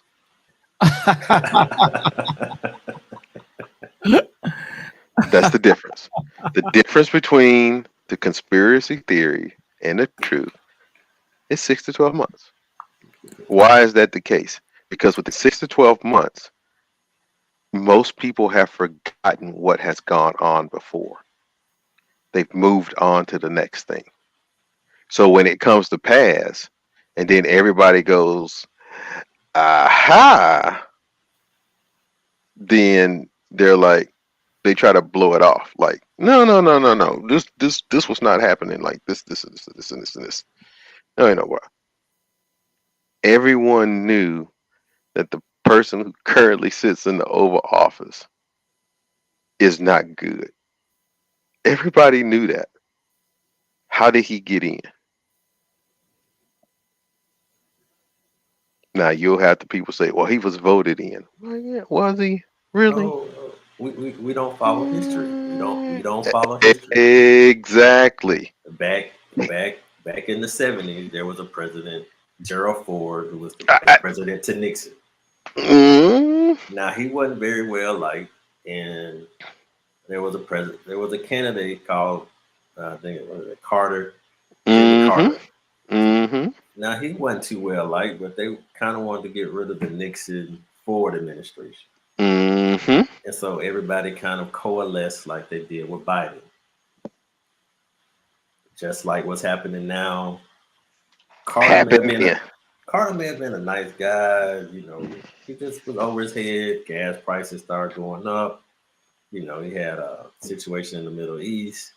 And then here comes a guy saying, "Make America Great," and Reagan. Google electoral maps. I think Carter only won. I think he won 3 states, but basically it was just like a red wave. And the only thing worse was Reagan versus I think Walter Mondale, which was like 49 states to 1. Right. So like if history repeats itself, we have some guy in the wood. I won't say his name because I don't know how YouTube is doxing or whatever. But there's a gentleman that uses the phrase make America great. And you know, there's a president currently in office like Carter that people, you know, really don't like, you know, are tired of. So if this person comes out the woodwork and there's a major sweep, you know, don't be surprised. Because it's playing out just like it did with Carter. So, you know, it just, yep. That's why I'm saying, you know, most people don't. When you look at everything, it just shows you how much, you know, if you really just stop. You know, Bolo's real big. You know, stop. You know, stop trying to be so fast. You know, just take your time and be observant. Right? You're moving around too much. Right? Most people have been indoctrinated so much that they don't understand basic economics. There's no reason we should have $5 gas prices, $6 gas prices. In some places going up to $7 and $8 gas prices. There's no way we should have it, but we do. And you got people who think that that's normal. Right? It's crazy. And then you look at, you know, they're screaming about there's a food shortage. There's a food shortage. There's a food shortage. Yeah. There's a food shortage coming out. But then you look and you see that earlier this year, 96, I think it was 96, 97, what you call those, got burned down. What were those things called? Processing plants. 97. It was like processing plants, food processing plants got burned down earlier this year. Now think about this. Now keep in mind, this would be a lot of your winter and spring. They mysteriously burned down. You hear nothing about this really. It was a blurb in the news, maybe, right? And then all of a sudden you have so many thousands of heads of cattle just dying, right? Just no reason. They just die, right? But right before that, right before that, they're telling you how you're going to have a food shortage this year. It seems like we're going to have a food shortage. We're going to have a food shortage. We're going to have a food shortage. Well, And it's now like you see, planting a seed. They got to exa- there get you you to. go. So it's Now like, you ask the now you ask the question, how come all of a sudden Bill Gates is the richest, has the most farmland out of anybody in America? 248,000 acres. well, let's go back 2 years, Anthony. They scared everybody into getting a shot. Now There it's you like go. nobody's posting pictures, being. I don't see anybody still being proud of taking the shot, No. whether they took it or not. Nobody shouted that you need to take it. Da, da, da, da. Actually, in Right. some sectors, they were voting because Right.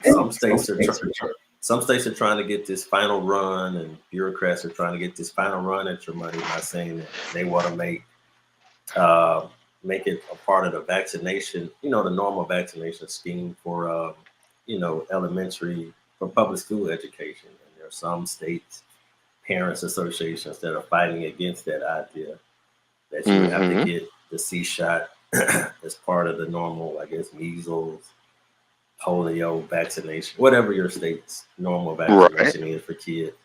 And there's some, parents are rising up against that. What 2 years ago was like, this is necessary. This is selling you fear. And so you buy into the Exactly. fear, and then There you're you stuck. go. Oh, if you take the shot, we're gonna return to normal. Well, yeah, this is kind of where we're at. But the Uh, good news, the good news is found in the word. There you go. The good news. And that's why I said what I said. I heard someone say that, and I was like, I like that. I'm going to use it, right? Because that's how it was. Exactly. You had people. If you go back to early jab days, and you had people saying, well, what about things like natural immunity? What about things like, uh, you know, vitamin D and zinc and this and that? No, no, no, no, no, no, no, no, no, no, no, no, blah. No, no, no, no, no, no, no, no, blah. 6 months later, oh yeah, well that works. Wait, hold up a second. A year later, oh no, that's fine. Yeah. Well, yeah, those things do play a part in making sure that um your body is healthy and this and this and this to help combat you know you know co- you know that that virus, right? And now all of a sudden it changed, and now you get things where they're saying that they can't even give it away now. Nobody's buying it.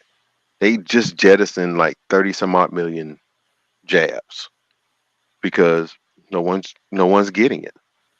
And now they're talking about how the whatchamacallit is losing money.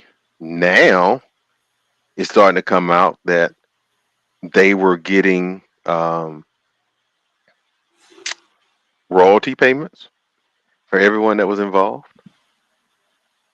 who Uh-uh. were the scientists and doctors who were pushing this stuff out, were getting royalty payments. It's like, well, wait a minute. What about you told us all of this? So you see what I'm saying? When people were saying that before, it was you're being a conspiracy theorist. When people were saying these things before, it was you are, false information, disinformation. We're going to ban you. You couldn't even say anything about it at any shape, form, or fashion. And, you get your channels yeeted, you get banned and jailed and all of these other different things. And now all of this truth has come out. And it's like, oh well, it's almost like it's basically the Dave Chappelle skit. I mean, it's the Dave Chappelle skit, the Rick James Dave Chappelle skit, right? How, who in their right mind would put, you know, dirty shoes on a white couch? I never do that. I put my dirty shoes on the white couch. That's what it Man, became. I've really come to the conclusion that living in life, man, that emotions are the enemy of evidence. Emotions will make you like go into fear, go into running, going to want to be relieved. And if you just take, if you just take a pause, and you just take, a second to take a breath, and you start to see the evidence, like because he hadn't given us the spirit of fear, but a love, power, and a sound mind. But Right. fear feeds off of emotions. It's kind of like when you're angry, like you can't focus. When you're upset, you can't focus. Like you're all in that emotion. You can't see like the truth that's around you. And so, like all of this stuff is like fear, fear, fear, fear, fear, fear, fear, fear, fear. You're gonna lose your Right. money. This stuff is going on. Yada yada yada. Like even with the recent shootings of, unfortunately, these young kids at the school, they're trying to take away the guns. Although they were in that situation, if you look at the evidence, more people died from counseling. I don't know what the correct word you can. I know what the actual word is. I don't want to get our channel in trouble, but where you remove yourself, Mm-hmm. is that okay, Self, Bolo? well, they call it self deletion. That's the way you Self get thinking. around it. Okay, Self deletion. I got to keep up with all these words and acronyms and Yes. pronouns. So self delete. Yeah, well, yeah, most of the deaths come from self deletion, Right. and then the next comes from like handguns. So it's like if you kind of even in that discussion, if you wanted to really tackle the problem, you would be addressing young men, which is mostly it is men under the 20 25, self deleting. That would save the majority of the people with hand, gun violence. But that really doesn't get mentioned. Or, you know, uh, how we're running out of money. We don't have any money for programs, but we can still send money over to Ukraine. I look at it like this: like the Bible can keep you calm. Like it, he told Noah, he gave him a sign that here's a rainbow. I'm never gonna flood the earth again. But Mm-hmm. some of these green people, not all of them, will say, "Hey, we got to get it together because the oceans are gonna flood us out." Now, our evidence in the book says that he's given us a promise that he wouldn't do that. But some of these green people are telling you on fear that it's gonna happen. Well, Now, and that's somebody where. said, "Whose report are you gonna believe?" There's contradictory messages going on. So either Yes. truly we're coming, not that we were never at this point, but truly we're gonna have to take a stand as Joshua did. As for my house, we're all gonna have to take a stand as men, or not married, the women are truly gonna have to take a stand and say, whose report am I gonna believe? And as for my house, Well, I'll show you. I'll show you just and to your point, and this is funny because here's what started happening on this. So Pasha Blaine in the chat was talking about the baby formula. But all of a sudden, there was no baby formula on the shelves, and people were getting all crazed out about it. And and it was shown that they were basically taking tons of that, the baby formula, and taking it to the border. It was shown, it was on the news and everything else, and people got outraged. But something else happened. Something else happened. The truth began to come out. And what happened was you started having older people who grew up back in the day, and they said, well, formula is a pretty new thing. Formula didn't come around until like the uh, mid to late 70s, early 80s. And they said all before then, what they would do is basically go get a can of evaporated milk and put it in the bottle. It had more vitamins and minerals than what was actually in the baby formula. They were Oh, they also, just put they just put evaporated yes, milk. yep, No evaporated milk and diluted. some water. That's it. Oh, somewhat okay. Yeah, All right. evaporated milk, cut it with some water. That was it. And you had doctors that were going like, "Yep, that's what they used to do back in the day." Yep, and it does give them all of the vitamins and nutrients that they did. And then you had other people that were saying, "Oh yeah, and goat milk. You can give them goat's milk because goat's milk is what is closest to um, breast milk, so you can give them goat's milk as well. Goat milk is in high supply. Evaporated milk is in high supply. A can of evaporated milk could be gotten for 59 cents. A container of goat's milk could be picked up for about $2 to $3. Well, see, here's the kicker: a can of formula, 18 to 25. In some places, 35. So when people started getting that information, they started going by the other stuff. What magically came back to the shelves? What magically started getting cranked out? All of a sudden, these plants who were shut down on making baby formula now were cranked back up to start making baby formula again. Why? Why wasn't it not enough just to give people a quote unquote cheaper, better alternative? Because there's either something that's in the baby formula that either A, helps and or hinders baby development, or the fear wasn't working because people learned the truth. So now you have people still going there, and now you have almost a surplus of baby formula on the shelf. And I'm willing to bet that that price might start dropping. Well, kind of to your So, point, in my section of the world, hmm they start having stories when it first came out about the shortage. The week after, it started kind of being national news. The stories here locally were, cautioning people from creating their own baby formula. yep, Because yep, that was kind of the thing. Like, okay, you don't have it, and I can't breastfeed. I'm gonna figure this out. And so for about a week or that's how. two, where I was, it was like, hey, you shouldn't do this. You shouldn't do Yep, that. So maybe that's why, uh, truth is uh, getting around.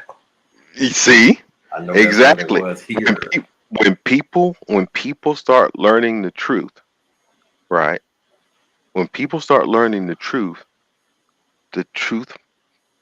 makes them free. I'm no longer in bondage to this now. And that's why I love, so it's like Romans 8, 14 through 16 is a great passage, right? It says, for as many as are led by the Spirit of God, these are sons of God. For you did not receive the spirit of bondage again to fear, but you received the spirit of adoption, by whom we cry out, Abba, Father. The Spirit Himself bears witness with our spirit that we are children of God. Why do I call it? Because the deal is there were so many people over the last few years that were in that bondage of to fear. Just like you were saying a few minutes ago. They were in that bondage of fear. And in being in that bondage of fear, right, they forgot either A, they didn't know who they didn't have God as their father, right? or they what? Forgot that God was their father. And so when your leaders are teaching you fear, both in and out of the church, right? If everyone's pushing fear, you can't have it both ways. So it's either you pushing freedom and you pushing God, or you pushing fear. And this is a lot of what you saw. And so, we even see in I think it's Second Timothy, if I'm not surprised, yeah, Second Timothy chapter 1. It tells us God has not given us a spirit of fear, but of power and of love and of a sound mind. So a person who understands and knows the power of God and the love of God has a sound mind. And if you have a sound mind, you cannot be fearful. You're right about that. You're right about that. Oh, pretty much like it's God's word and everything else is fear. It's like Like every you man said be a earlier, lie and let God's word be the truth. Even with the think about it. politicians, if the Republicans are in office, they say, "Oh, the Democrats are trying to take away your rights," and vice versa. Democrats in charge, the Republicans are trying to take away your rights. It's all fear. And man, if you ever donated money to either side, I did. It's hard to get out of the donation database. So now I'm just telling you from like my personal testimony. Like every time something happens, I'm getting like these texts to donate Hmm. because I previously donated to a campaign or I donated to a friend's campaign that was running, but they're all like interconnected. So like, okay, AMF donated. Let's see if he'll do it again. And your name gets circulated and circulated and circulated. I'm wondering like, how did I donated to a friend that happened to be part of a particular party, but I wasn't voting, I wasn't donating because they had a particular letter to their name. Like I know this person, but because they're part of a bigger network. So yeah, anytime something happens, I'm getting like these weird checks. Not weird checks, it's just texts about, donating and, will you help, stop the Republicans? Will you help stop the Democrat? And I'm just like this, like, you Is know, there a spot where I can say stop both? man, I have text back. I have, I mean, some of the I did some campaigns, and I understand like from like some of these folks they're like at the lower end or middle level of campaigns or people staff, and so they get the brunt of the frustration and anger. So if I get somebody, I'm like, hey, I just want to get taken off your list. I try to be as nice as possible because I know what it's like to be on that other end where you might really like the candidate or the cause that you're working for, but there's people that got burned, there's people that just tired, there's people that your text was maybe like the 10th one in the day, and now that was the needle in the haystack or the needle that broke the camel's back, and now they want to let you have it, and so I'm just like, if you Right. can take my name off of your particular list or get me out as a whole, I appreciate it. But man, like Isaiah, man, said some powerful words, man. And in the first chapter, he said, man, if you are willing and obedient, you'll eat the good of the land. In chapter Hmm. 3, he says, say to the righteous, it shall be well with them, for they shall eat the fruit of their deed. So it's like, man, if we just trust God knows the ways of the righteous. And so I know it sometimes it can be difficult. Sometimes we have to stay fast. Sometimes we have to gird ourselves away as much as possible from the society that we're living in, and you know just know that we may be citizens of America in a particular state within America, but ultimately we are foreigners, we are aliens to this land. Hmm. And just like Jesus told Pilate, if this was my kingdom, let's use the word. If this was my kingdom, let me use common terms. If this was my kingdom, do you think they would let me be held up by you? This isn't the kingdom. This just isn't it. But I think is that Joseph? Let Joseph get it. Yes, it is. Okay, yeah, I couldn't see any name, but it looked like him, so I was. What's going on, man? Hey, how's it going, fellas? Pretty good. Pretty good. Happy Friday. Good. Friday. Yeah, it's a great summer Friday. Sit back and just, as the saying goes, chew the fat. Been having a good day, man. I'm still on cloud 9 or cloud 10, whatever the term is, over this air fryer, man. So, but you got the Hey, man. The air fryer is awesome. It's game changing, ain't it? Yeah, no grease. You got the frying pan. You don't have to bake a lot of stuff. Man, dude, I'm kind of upset that people didn't tell me I should have got one before now. I mean, I just picked it up today and fried some chicken wings, man. Man, that was awesome.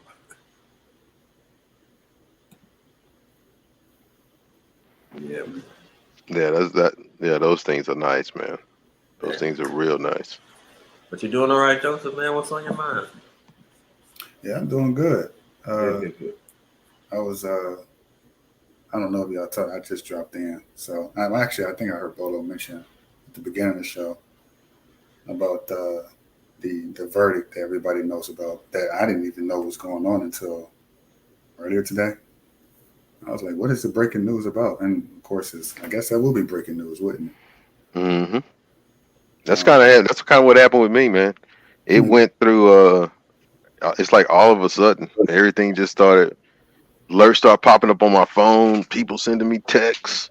The whole nine. It's like, hey, did you hear about that? Did you hear about it? I'm like, no, I was working. Working, me too.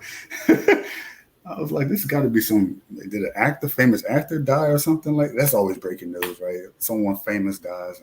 I thought maybe the Queen might have passed away. I was like, oh, damn, that sucks. And I was like, oh, this is breaking news? And then I thought, like, from other people's perspective who supported so vehemently.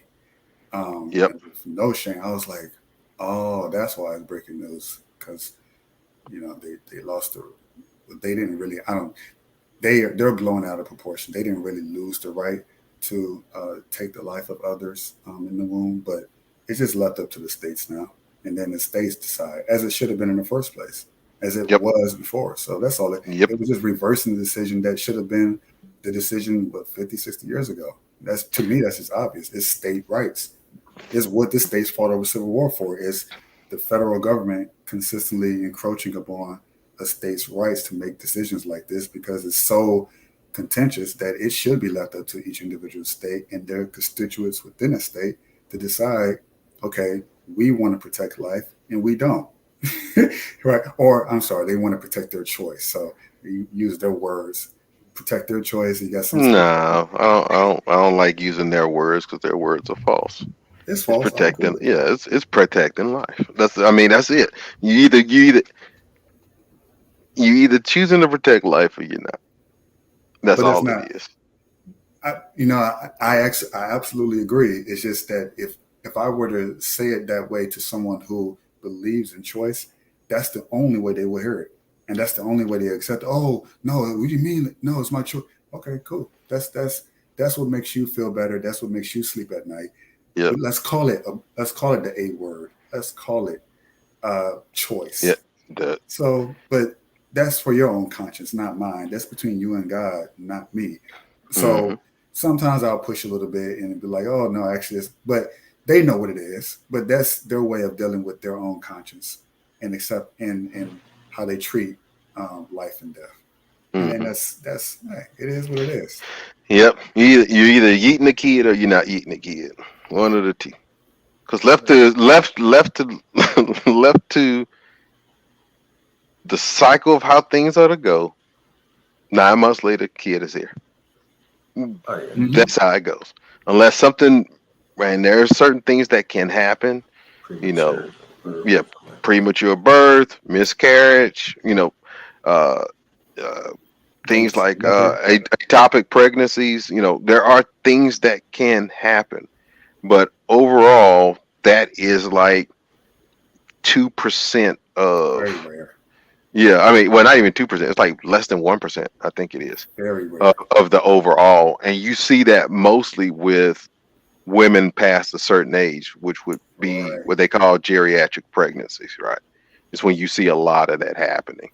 Um, or I take that back. The other exception is it's actually also a woman who has had um, multiple Yeah. True. kids. So there's that too. So and it plays out that way. But yeah, I mean, I'm with you. It should have been always left to the states to do the needful. I mean, that's the way it should have always been. It was bad law when they ruled with it at the time, and it took 49 years to get rid of it. Yeah. So they did it. If you want to go Old Testament Israelite standards, they almost did a jubilee. Jubilee. But yeah, Jubilee. Bolo, man, you still here? but a little quiet up at the top over there. I used to. I had actually wrote out. I'm I just wrote out chill. my.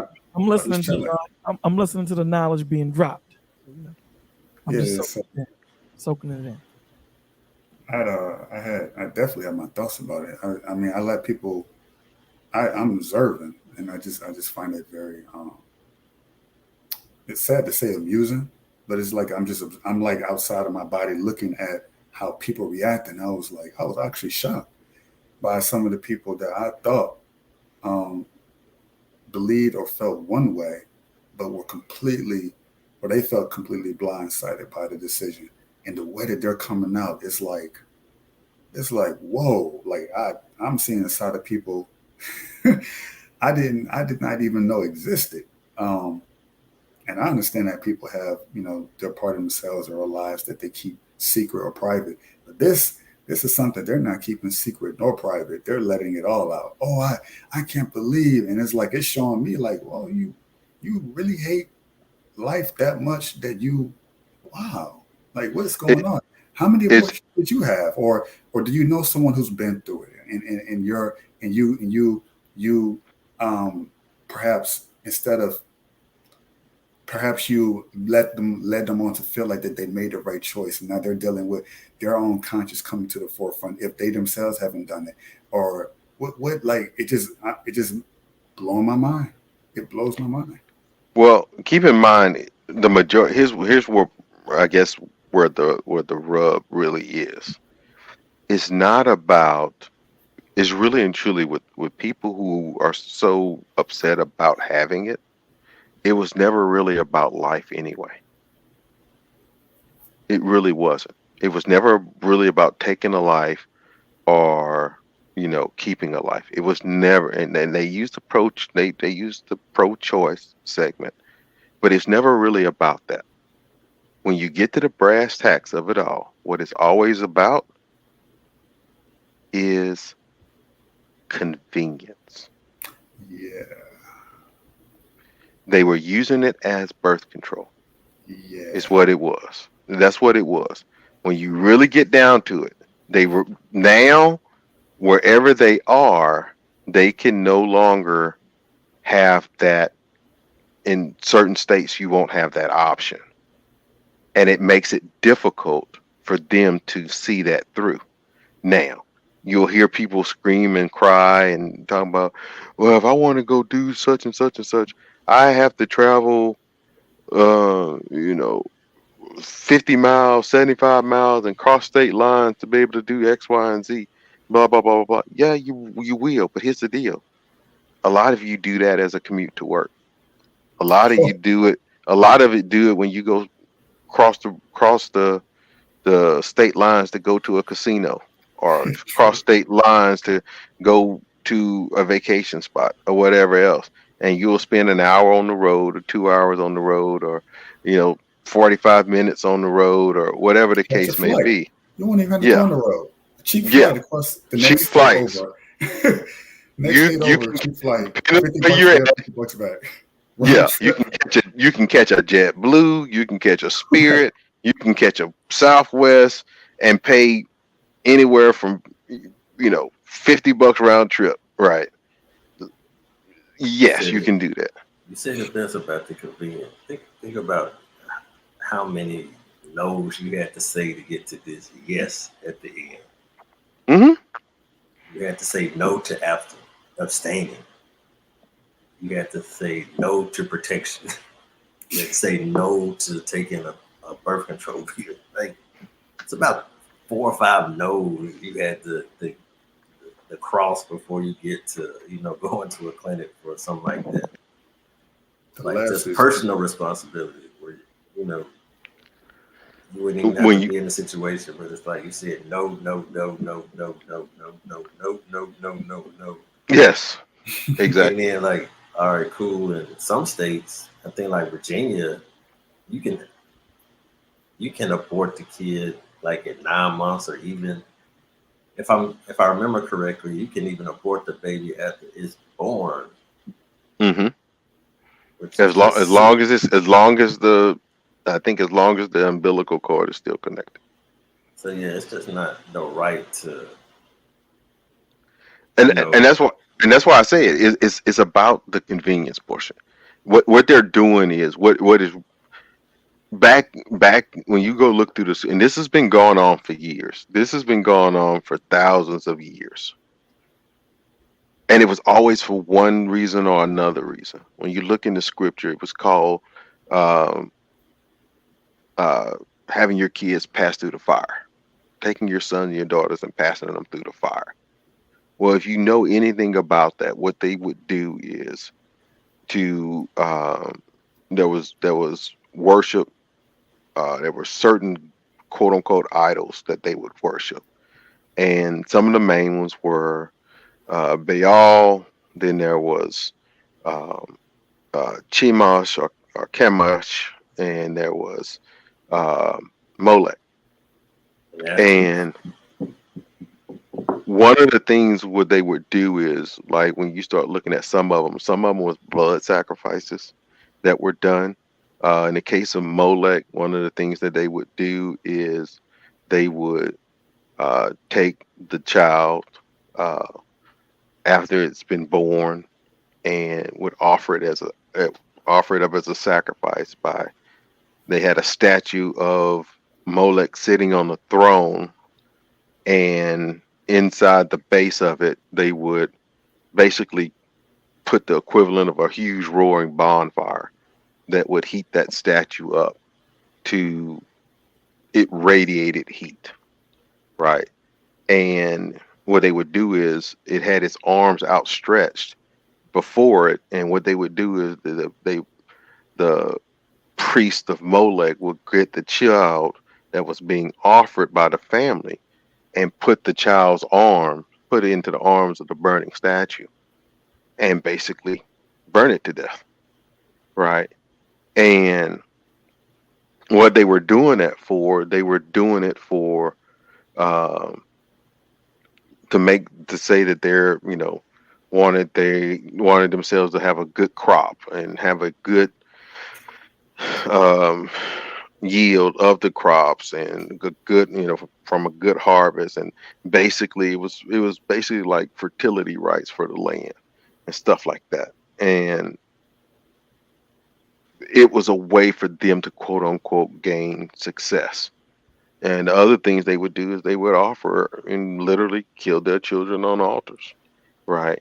And you could go and look and throughout lots of different, and this is just what's mentioned in the scripture. When you go and you look at um, child sacrifice for the most part. Go look through pretty much all of history for just about any civilization, and child sacrifice played a part to bring to bring prosperity and to bring um, the ability to conquest and all of these different things. And when America was doing it, when they got into doing that, where they were doing, the yeeting of children, it started off being um, to hide a sin per se, right? So if so and so did something with someone who was an untoward, right? Stuff like you know everything from interracial relationships to someone getting knocked up or some shape, form, or fashion, then they would bring the doctor in and you know give the woman a certain concoction to drink so that she would basically go into premature labor and deliver the child uh, way before it was time to be delivered. Now, normally, what would wind up happening because of that is that the woman would be left basically infertile because of the scarring that would be done to the um, reproductive organs. So they would have, because the stuff that they were giving her to drink and everything else, and even in the delivery of the child was was really horrific. And so, but that was the price that was paid, not to bring shame to the family, right? Uh, so things for had things for everything from family status and lack of honor and all of these different things. But things magically changed during the latter part or the mid part of the 20th century. And then you had the late 50s, mid to late 50s, all the way to the late 60s. And you had the whole incoming of the uh, sexual revolution and stuff that started happening. And you started seeing an influx of quote unquote sexual liberation where it's all about love, man. It's all about love, and you start having a lot of an increase in out of wedlock births. Right around that time, also you start having the influx and the beginnings of the Great Society welfare system that took place, and that helped basically subsidize single parenthood and everything else, but still people had a strong moral standard to. You would hear about the quote unquote back alley abortions and all this other stuff and everything else. Really what it was you had black market doctors that would perform abortions, is what it really was. And so, you know, as things started to pass through, and even when I was going to school, you would have the girl that was in class that magically disappeared, and her friends say, oh, she went to stay with her grandmother, blah blah blah blah blah. And everyone for the most part knew she was pregnant, but we're gonna act like she never was pregnant. And she comes back to school and she's normal again, if you want to say that. Like nothing ever happened, right? And so, but then as you start to go into the 90s, 80s and 90s and 2000s and 2010s and all this other stuff, during that time you started seeing it, right? And you had already started. It started with the whole, Roe v. Wade. Then it became the subsidizing of Roe v. Wade, and the pieces behind that, and that's getting subsidized by the government. And now all of a sudden, it became contraception. It's really what it became, and it became passing through the fire, and it basically it was for prosperity's sake. I can't be a parent right now. I'm going to school, and it's going to ruin my chances in school and everything else. So it's got to go. That's Oh, the I was so truth. in I was so in love with this person, but they cheated on me and went with my best friend or whatever else. I don't want to have anything to remind me. Gotta go. Uh, it was a one night stand. Oh, I didn't know that it was my time. Blah blah blah blah. Gotta go. I mean, you just start naming. Oh, I'm starting my career. I can't afford to be pregnant right now. It's not a good time. Gotta go. You start naming it. It became done out of convenience. It was supposed to be safe, legal, and rare, and it became clinic on every corner. You know, bring your card and I'll stamp it and give you, you know, validated parking while you wait. And it became a meal, and most people don't understand. Even today, there's a lot of people that don't understand. No, this stuff doesn't just go to the trash, right?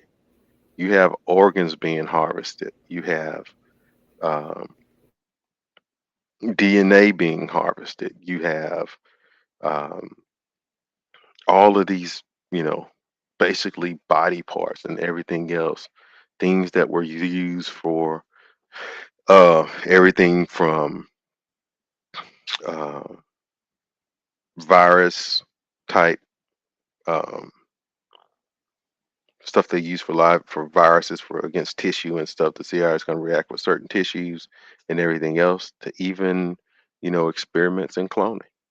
So all of these things is what they use, and they made money on the front end by performing the service, and they did money, made money and a ton of it on the back end by selling the body parts. So it was a money mill all the way around, and it was a money mill that was also subsidized by the government, built into the budget. So now can't really subsidize it now because the law was overturned. So it can't. So the federal government can't can't technically fund what is not federal property. Technically, of course, they'll probably still find a way to do it. But so the the evil behind it, the even to the point where you look at where the organization preys, it preys on mostly poor communities, and it preys on those who are less fortunate. That's why you'll find a ton of them in inner city areas and very few in areas that are in the suburbs. None. I mean, No, they'll be in, no, they will I be have in not suburbs. seen them at all. I mean, I, I, I can maybe not. honestly tell you where I'm at right now. I can honestly tell you, you will, I have seen, and out of that whole area, don't get me wrong, it's not like they're flooding it, but there's at least one or two covering a nice little region that's not inner city. Where I'm at, where you're at is completely different. But where I'm at, I've seen it happen in one or two areas that will be considered suburb slash or even quote unquote affluent areas. I've seen like one or two, but they're not like real close to each other, and they are spread out over. When I put it like this, when I saw it, I was surprised, like because I was like, "Whoa, they got one over here." But in the city areas, yeah, there's a ton of them. Everywhere, everywhere. I mean, imagine you a kid seeing. I mean, this is what I saw: a kid seeing just blue and white, and I still remember how they looked, like the classic Planned Parenthood signage, and the people out in front protesting against it, and the people out in front protesting for it. Um, like you're a kid, and seeing this, and it just, you don't even realize how close, like literally, not even how close, but you were right around the corner from your own mother having the choice to make that decision about you, which is a weird feeling because it's like that could have easily been you inside there. I mean, when I was a kid, I didn't think that. I just thought it was odd. And then as I got older, I was like, wait a second, like my mother could have just as easily like take a stroll around the block, like she was going to the gas station to get one done. That's just how accessible it is in the inner Black poor Mm-hmm. communities, and it's just bizarre to me. So I think it's safe to say we all kind of, fortunately, we made it through, and that we were able to pursue our dreams, our goals, and ambitions, and to live a life that we could have easily not have had. And I think that's something that a lot of people who are protesting for it take for granted, is that their own life, how would they have felt on the other side, with God, realizing that this person who was supposed to be their mother and their father had them deleted and they didn't even have the chance to even experience life or experience earth or experience the human experience because of the selfishness of their mother and or father, because of my career. It's not something they thought about before taking the condom off, or even if it was a, as they say, mistake, or, oh, well, what are you talking about? We had a condom on and all. I'm like, okay, but you still consciously know that sometimes those things break. Sometimes there are leaks. Sometimes things happen. And so you supposedly as an adult are supposed to accept the responsibility of when that happens, if that happens. You hope. I mean, of course, you hope it don't. When you have contraception, maybe she was on the pill and the guy was on the but it just did, for whatever reason, it slipped through, right? So, but you still accept that risk. But because now the law, or the abortion law, it says essentially that you have no risk, and that well, not only do you not have any risk, but we'll pay for it, we'll subsidize it, we'll make sure Mm-hmm. that from A to Z, you don't when you put your hand on the stove, you don't feel any burns, even though there are clearly second and third degree burns from the aftermath of it. It's almost like numbing your hand from the fire that you put your hand up on.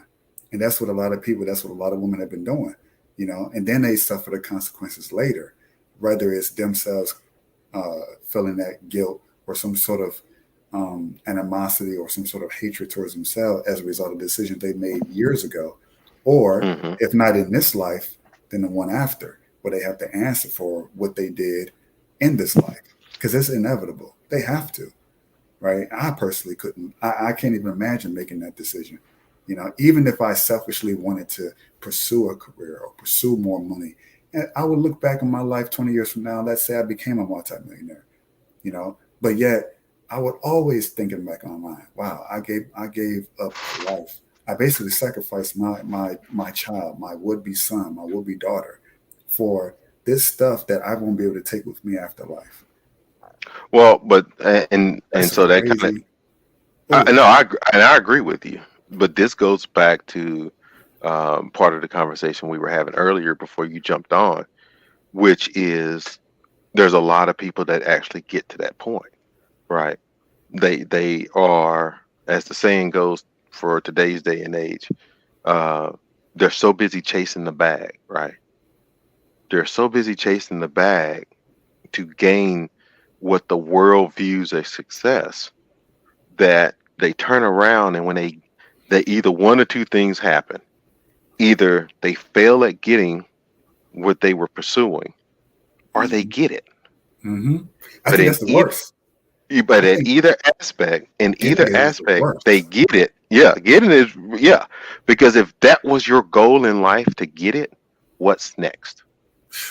And most people spend a good hunk of their life, kind of like what you're saying. They spend a good hunk of their life trying to get it, that when they do and they realize that, like Solomon said in Ecclesiastics, like I said before, vanity, vanity is all vanity. There is no purpose behind it, right?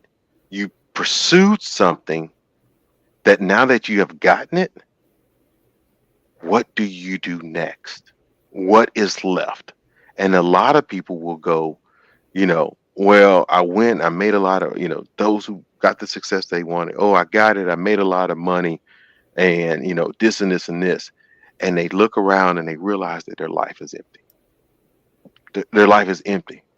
There is empty of family, it's empty of friends, it's empty of relationships, it's empty of everything that would be of value, especially God. Completely, just literally of no value.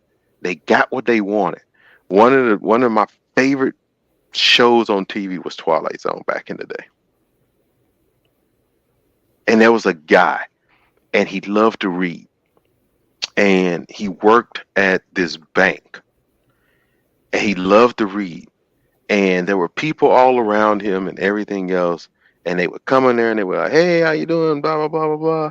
And he would just kind of grunt at them or go, give them this parting hi, and they go along their way. And the guy just loved to read. And he wore glasses and everything else. And back during that time, on the old Twilight Zone shows, it was all about, because of where it was, and it was not too long after, this was show that was in the 50s and early 60s, right? Late 50s, early 60s. So they still had um the spot having to deal with nuclear war, right? Someone's gonna drop a bomb. And they were also around that time dealing with like Cuban Missile Crisis and everything else.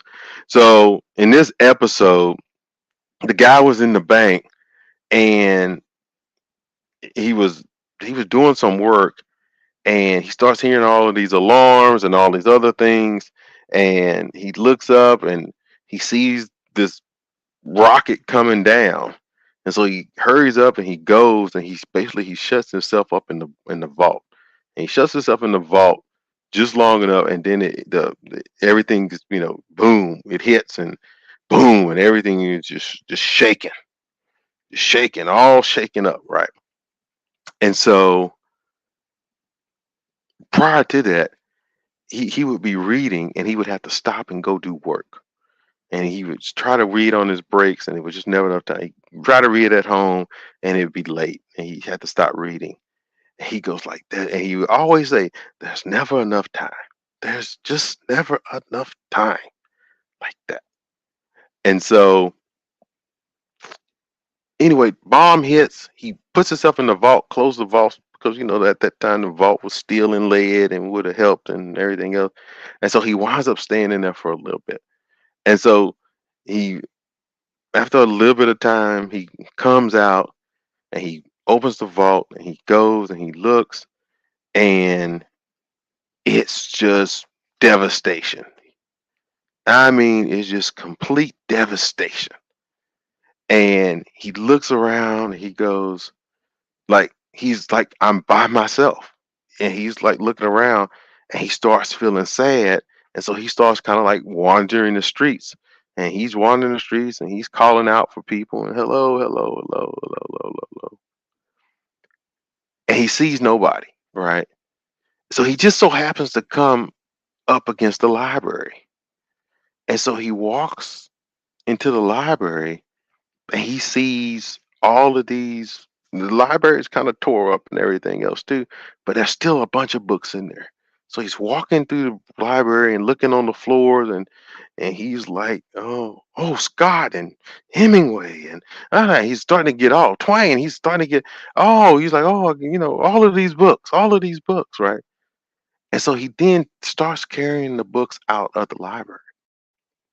And as he's carrying the books out of the library, it fades back to him. He's been carrying quite a few, and he's got stacks and stacks and stacks and stacks of books. I mean, just stacks, just stacked all the way up. And he starts looking at them, and he's basically looking, like, these books are my friends, right? Oh, I can't wait to read you. And he sits down and he says the word. He goes, all the time I want and all the time I need. And in saying that phrase, he turns and his glasses slide off his face. And it slides off the face and it hits the steps where he was at, and they break. And he goes and he picks them up, and the lenses are cracked and they start to fall out of the frame and everything else.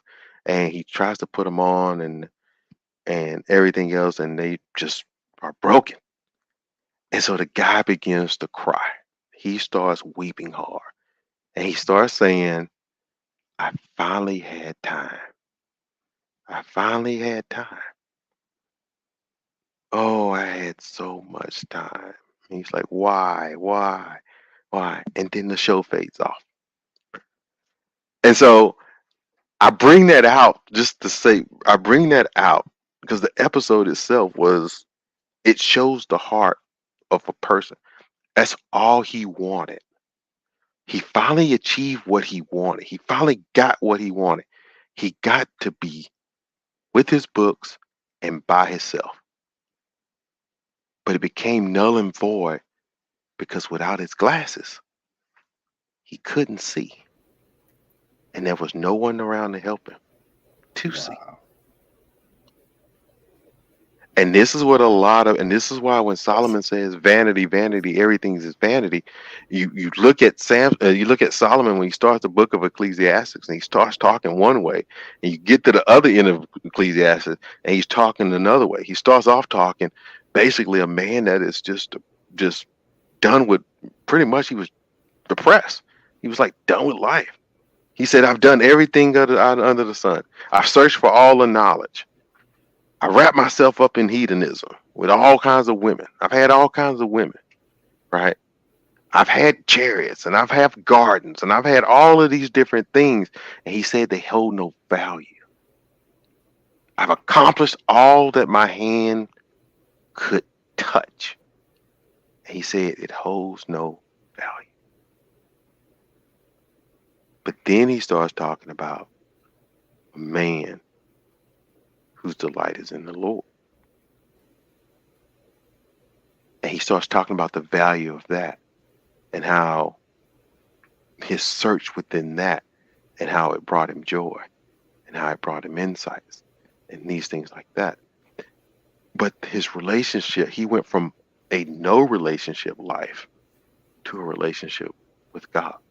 And that's what most people who are chasing the bag, they run against that wall. They wind up getting to that wall. They get to that wall. Either I've chased and I've failed, or I've chased and I've caught. But in either which way, my life is empty. So yes, we go. I'm chasing the bag. I go. I sacrifice potential children. I sacrifice mates. I sacrifice my husband. I sacrifice my wife, or a potential wife, or a potential husband. I sacrifice relationships and all of these things to get this bag. And if I fail getting this bag, my life means nothing. If I get the bag, so what? That's interesting. Damn. So when you look at what kid eating is, abortion is, when you really look at what it is, it's a sacrifice to Molech for convenience and prosperity, only to gain nothing. Because there's not one woman that I have known myself personally who has had that done that does not regret it. I've known women that have had it done and found out when they tried to have kids, they couldn't. And it broke them. And if it wasn't for the grace of God, they probably would have self-yeeted.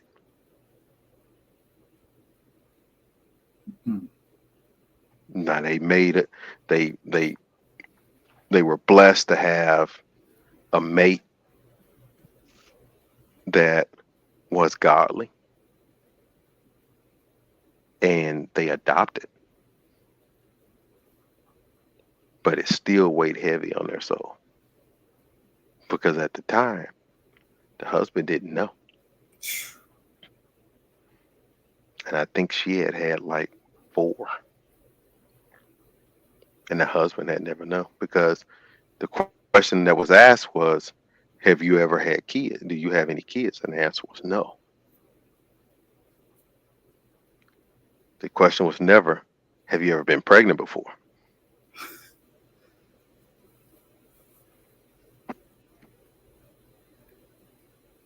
Wow. Yeah. You broke that down in a way that is exactly, that's it. I mean, we don't agree on a lot of things, but that was a bombshell moment, man. 'Cause that's the way I perceive it too. I see it the same exact way. Um, I did actually I wrote down my thoughts about it, and I think it's I look at it from both sides of both points of view, um, and the way I think most people perceive it all. Um, so I'll just read it off real quick. It's probably maybe like 2 minutes. But I was just thinking, like immediately when I heard about the decision, I was like, okay, I see what kind of people are for abortion, what kind of people are against it. But I see hypocrisy on both sides in different ways. So this is what I pretty much wrote. I said, isn't it funny how it's called a double homicide if a man deletes both mother and unborn child in the womb? They call it the M word. But if that same woman does the exact same thing to her unborn child, it's not, quote unquote, really a baby. It's just a clump of cells, and they call that an abortion. And I say, isn't it funny how it's wrong when a man does it, but when a woman does the same, it's legalized? And isn't it funny how the same people crying about loss of innocent children's lives in Texas get the guns off the streets, take them all away? Assault rifles should be banned. They say that, yet they're the same ones crying for the right to take the lives of their own or someone else's innocent children. So isn't it funny how we point to the evil nature of other people's moral depravity, yet fail to see our own reflection in the mirror? And I think the crazy part is folks on one side are fighting for the right to own assault rifles or weaponry that is clearly not used for hunting or even self-defense, and it's used by evil people on other people's children, then call abortion bad. But on the other hand, folks on the other side are fighting for their right to use the scalpel and knife used by other types of evil people on their children, but then they call guns bad. So it seems like there is neither love nor God on either side. Both are morally and spiritually bankrupt, seeking the right to weaponry designed to destroy human life and the right to medical equipment designed to do the exact same thing.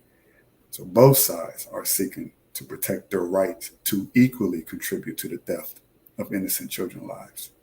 I think it's pretty funny. It's hilarious even. Makes me laugh in a very sad way. Kind of like just a funny tragedy. So that's that's how I summed it up. That people are just so, I've yet to meet, I don't meet very many people who feel the same way about abortion or guns the same. Yes, on one side they're saying we don't want abortion, all this other stuff, but yet you sanction assault, like wartime weaponry on innocent children, and then say it's just mental illness, or it's just this, or it's just that. Is not the fact that access to these weapons isn't immorally reprehensible. It's that it should be in the hands of the people who aren't crazy or insane. But then you also have people who say, well, abortion isn't really what abortion is. We do it because, you know, some of us are great and some of us we have to get it done to save our own lives, but completely ignoring the fact that in reality that accounts for less than 2% of all cases. So in both cases, it's based on convenience. In both cases, it's just wanting to have the right to have blood on their own hands and to sanction it, to legalize it, to protect it by any means. I think that's unfortunate. It's just so unfortunate, and that's the dark side of human nature that I observe. It's just, and they're hypocritical. Like I said, people I've seen so mad about abortion. These are the same people who are saying get the guns off the street, and the people who are so mad about getting the guns off the street are the ones advocating for abortion. It is bizarre. And maybe I'm the crazy one. Maybe I'm the one that's insane. Maybe I'm not thinking straight. And I say, well, I think it all comes down. I'm sorry. Go ahead and finish. I'm no, sorry. that was it. Okay. I think it all comes down to who do you. So here's the deal. And this is me on that situation, because I'm the guy that advocates for guns. I do. I say I advocate for guns. Assault rifles. Okay, so now we go through now that's a different thing. Now you have to give me now when we start talking, when you say the word assault rifles, what do you mean by that? Because technically, oh, hold on a second. I'm just quantifying. Technically, any weapon, any rifle can be considered an assault rifle. So what is your definition of assault rifle? Well, to me, it's like the semantics of people who argue for abortion. Well, what is the definition of abortion? Are you saying is it really deleting a baby, or is it just a clump of cells? I see it the exact same way when people argue for weaponry that everybody knows clearly has nothing to do with self-defense and or the hunting of animals, right? Go ahead. I'm sorry. So the way I look at it, that I know there's a definition to it. I know technically it's not an assault rifle, but when I look at it, I listen to the story of the man, the people who look at those children and the way that their bodies remain, so much so to the point where they were unrecognizable. That to me is the definition of assault rifle. A handgun does not do that. A bazooka does that. A hand grenade does that to the body. And we recognize that as something that we shouldn't be carrying those. We shouldn't have the right to own these weapons, to use it again. No, because that's not the intent. It's clearly for war. It's clearly to stop an enemy. How are children an enemy? Right. And so when these types of weapons are put into the street based on the kind of damage that they do to the body, and also what happened in I forgot, was it Brooklyn or something? New York? I forgot. Buffalo, New York. Buffalo, New York. Same thing.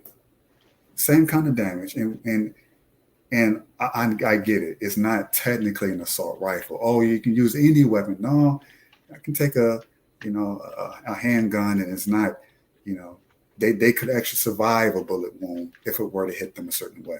Is it likely? No. But it's far more likely that they survive that than an M16 or forgot the type of rifle that man used on those kids. They're not going to survive that. One shot anywhere on the body, it's explosive in nature. So that to me is the definition of that. I look at what that is. Same thing as I look at what abortion is. I don't look at it as, well, what do you really mean by that? Well, let's define, let's break this down. What is there to break down? When you look at how the procedure is done on a woman's body, it is destructive. It is demonic. It is evil. So there is that part where it needs to be done to save the woman's life. I agree. Where for me personally, I see that's the only time or the only reason it should be done when a woman's life is in danger. Same thing with the weapons. People should only use weapons when their life is in danger. But then what kind of weapon do you need to protect yourself and your family? Do you need an MR-16?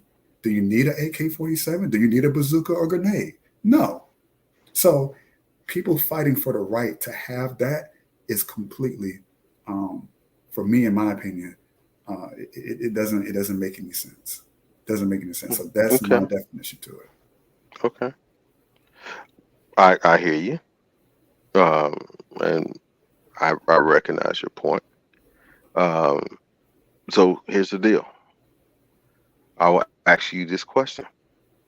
Have you, because right now, no one can get an M16 legally.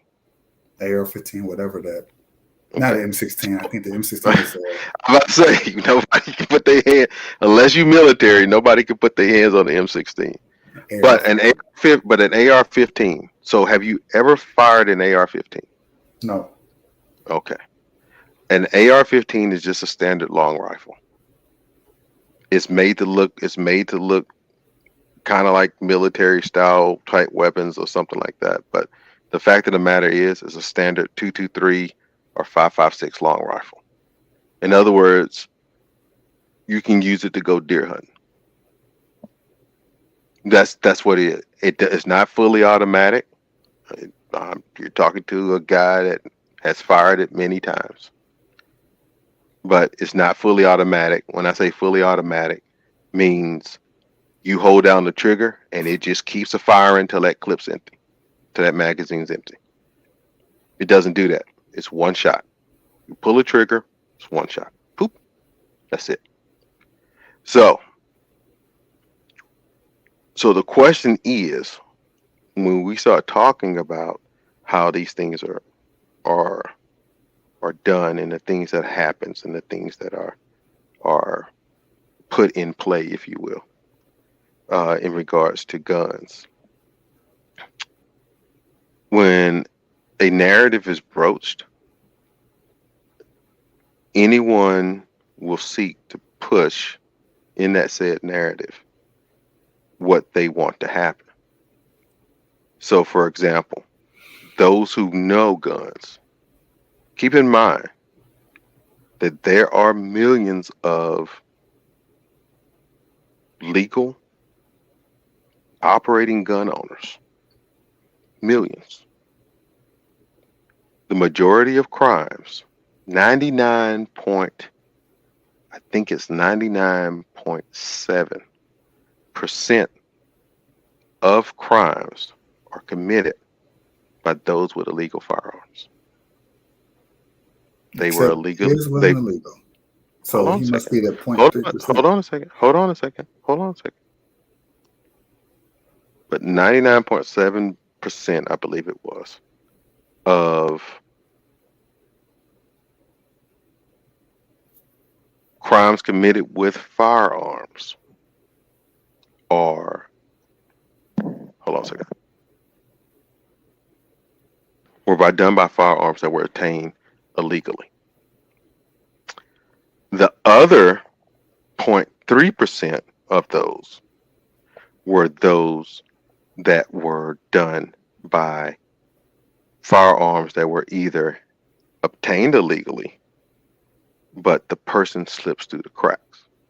So what do I mean by slips through the cracks? So for example, the guy that bought the firearms,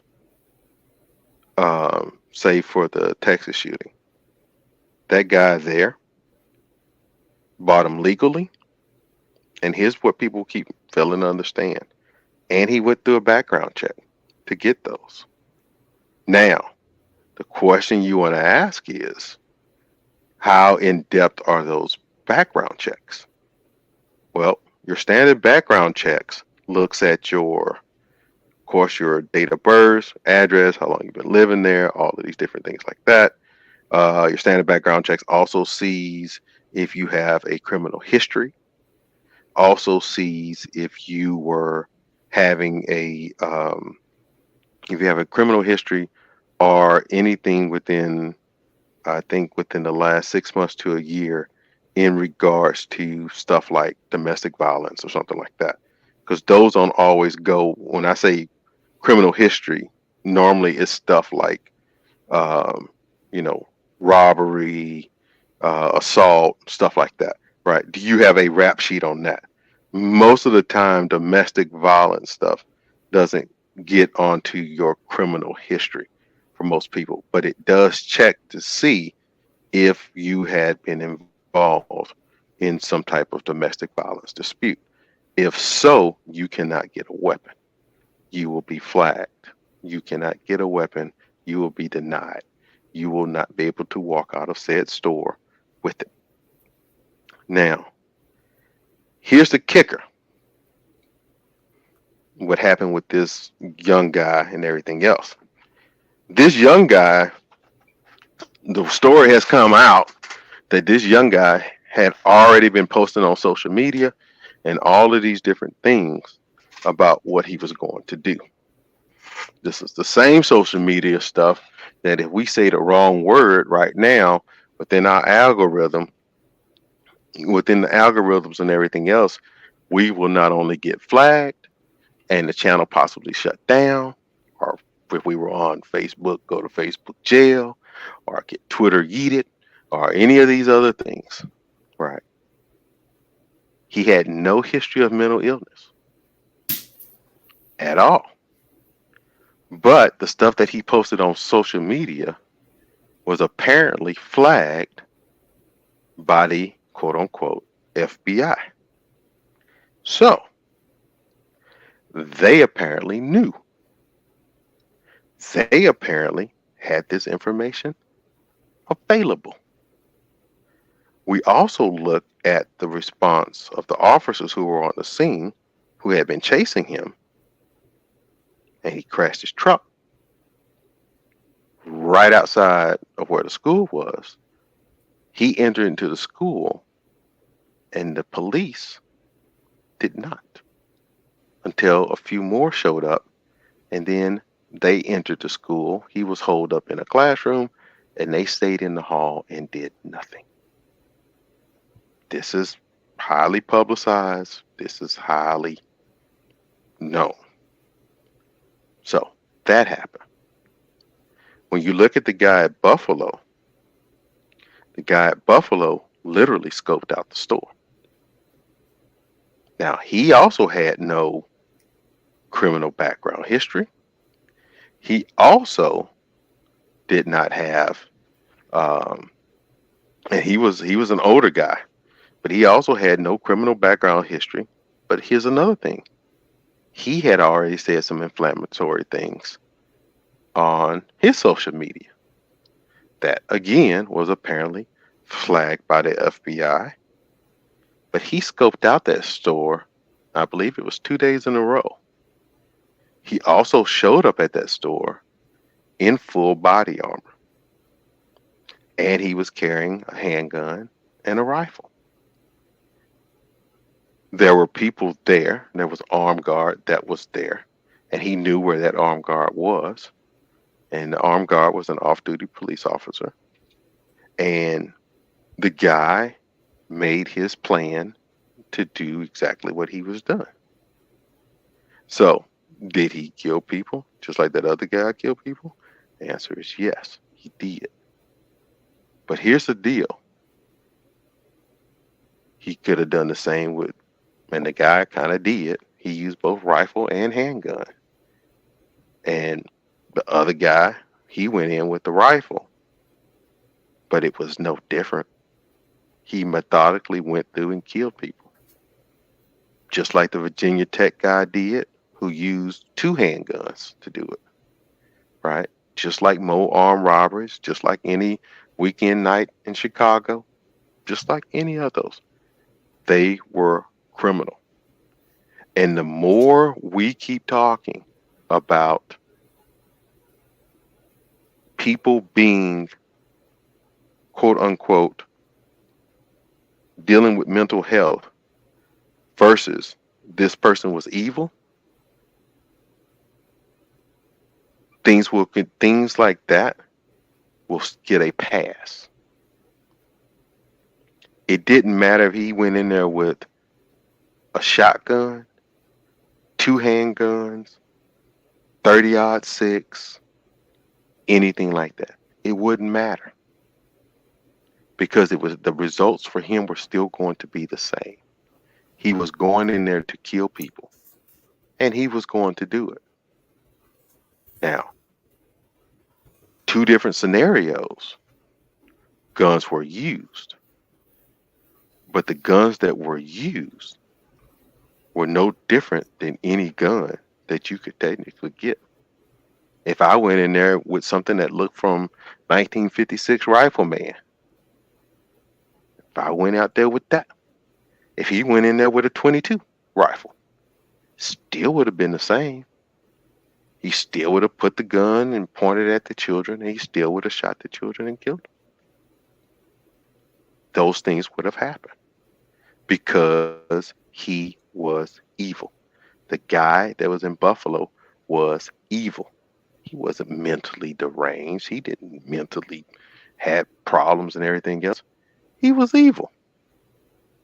But there were people who fell through the cracks because others who were supposed to be all of these flags and all of these things that come up, stuff like that, they didn't do their jobs. The police officers in Uvalde didn't do their jobs. The people that was security did their jobs in Buffalo, but just like everything else, cops respond. Cops respond to incidents. Cops don't, and I quote, stop them. That's up for the people who are under duress. So when you ask the question, do I need to have a gun or a rifle or an AR-15 or whatever else to protect myself and my family, I need anything that I can put my hands on to lay these jokers down without limitations. Why? Because I don't know the heart of those people. And the fact that you are showing up into my house, whether it's to steal a TV or to hurt my family, I don't know your heart. So if it requires you getting put down by any means necessary, I'll put you down by any means necessary. And that's what most people realize. Any gun law, gun control law, or anything like that is not going to affect any criminal. It's only going to affect those who obey the law. Criminals don't care about your laws. That's why they do the things that they do. Notice, he didn't go into a gun store and do this. He didn't go into an area that was highly protected. Neither one of them did. They went to the least protected areas. They went to gun-free zones where they knew they were going to have the pick of the litter to do evil things and not be accosted. That's what they do. Evil people do that. Evil people think like that. And so when they do those things and they think that, the person, you need to be ready to protect yourself and to protect others. One of the things they were screaming about over there is, well, how come there was no school resource officer? How come was doing this and this and this and this? And the fact of the matter is, they don't think it's going to happen at all. And when you don't think it's going to happen, you don't prepare for things to happen. So those things go down like that. Not too far away from where I live at right now, there was a kid that went into the high school and pulled out a gun and was going to, quote unquote, shoot some people that he had gotten tired of. There were 4 armed officers there that stopped him before he could get a shot off. The gun was not legal for him, but it was his father's gun. It was his father's handgun. His father's handgun was legally obtained. Was he being bullied at school and everything else? No, he was not. He just hated the way that these people were, and he wanted them done.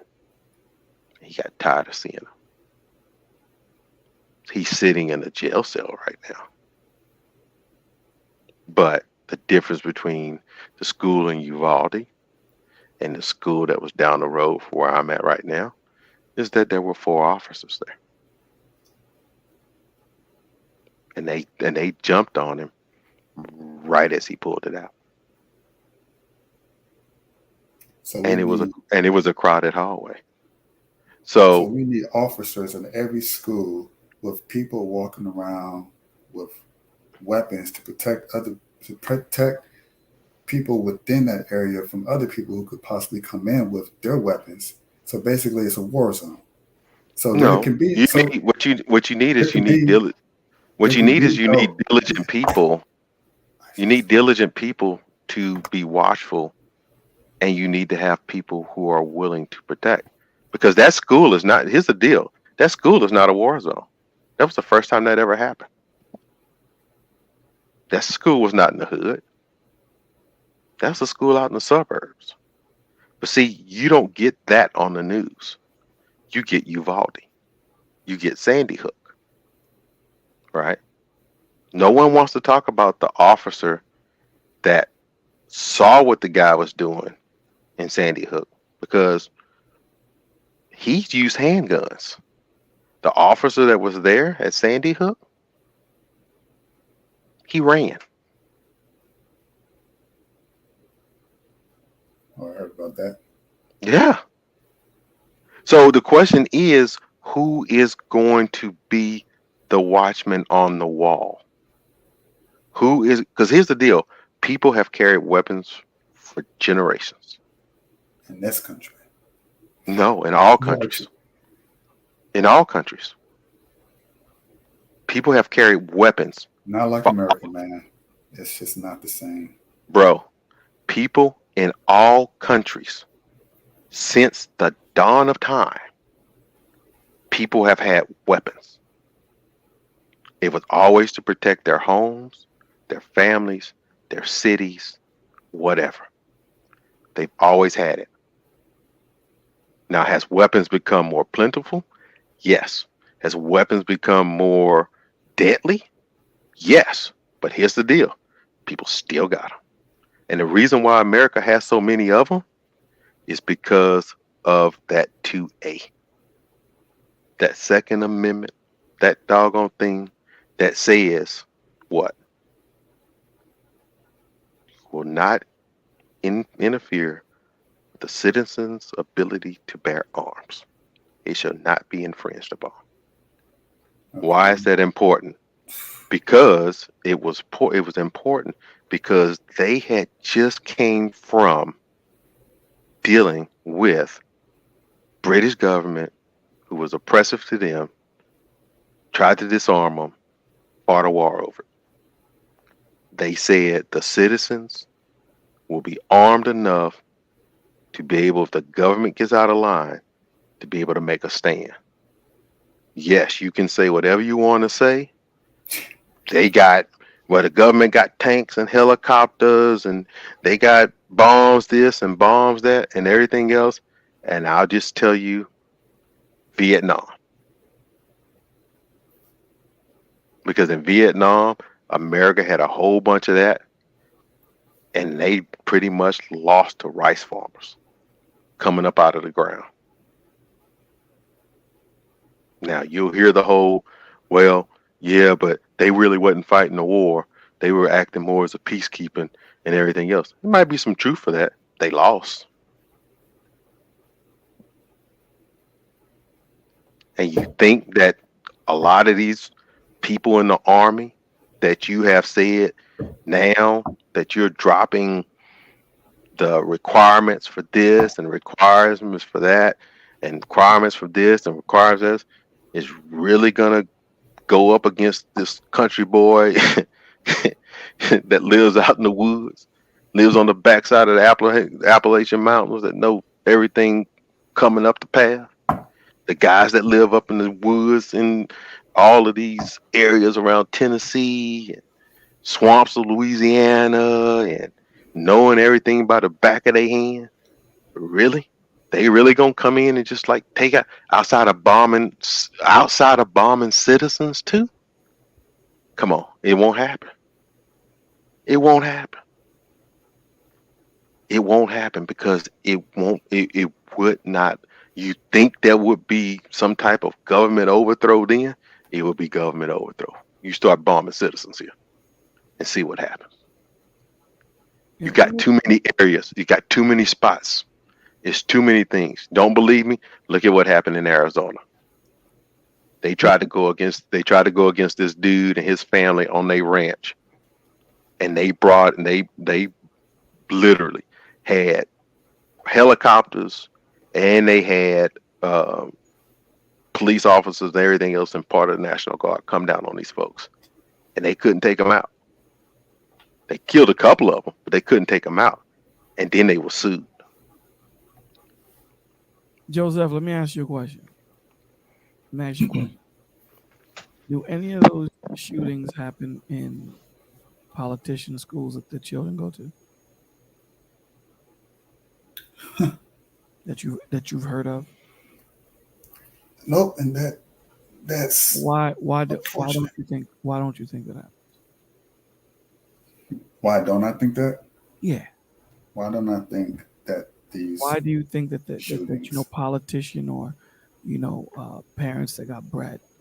Why don't you think the schools that their children go to get shot up or things like that? I guess you could make the argument that it's fortified or that it's protected by officers or such or whatever. I'm guessing that's the argument. No, that's not the argument. That's what it is.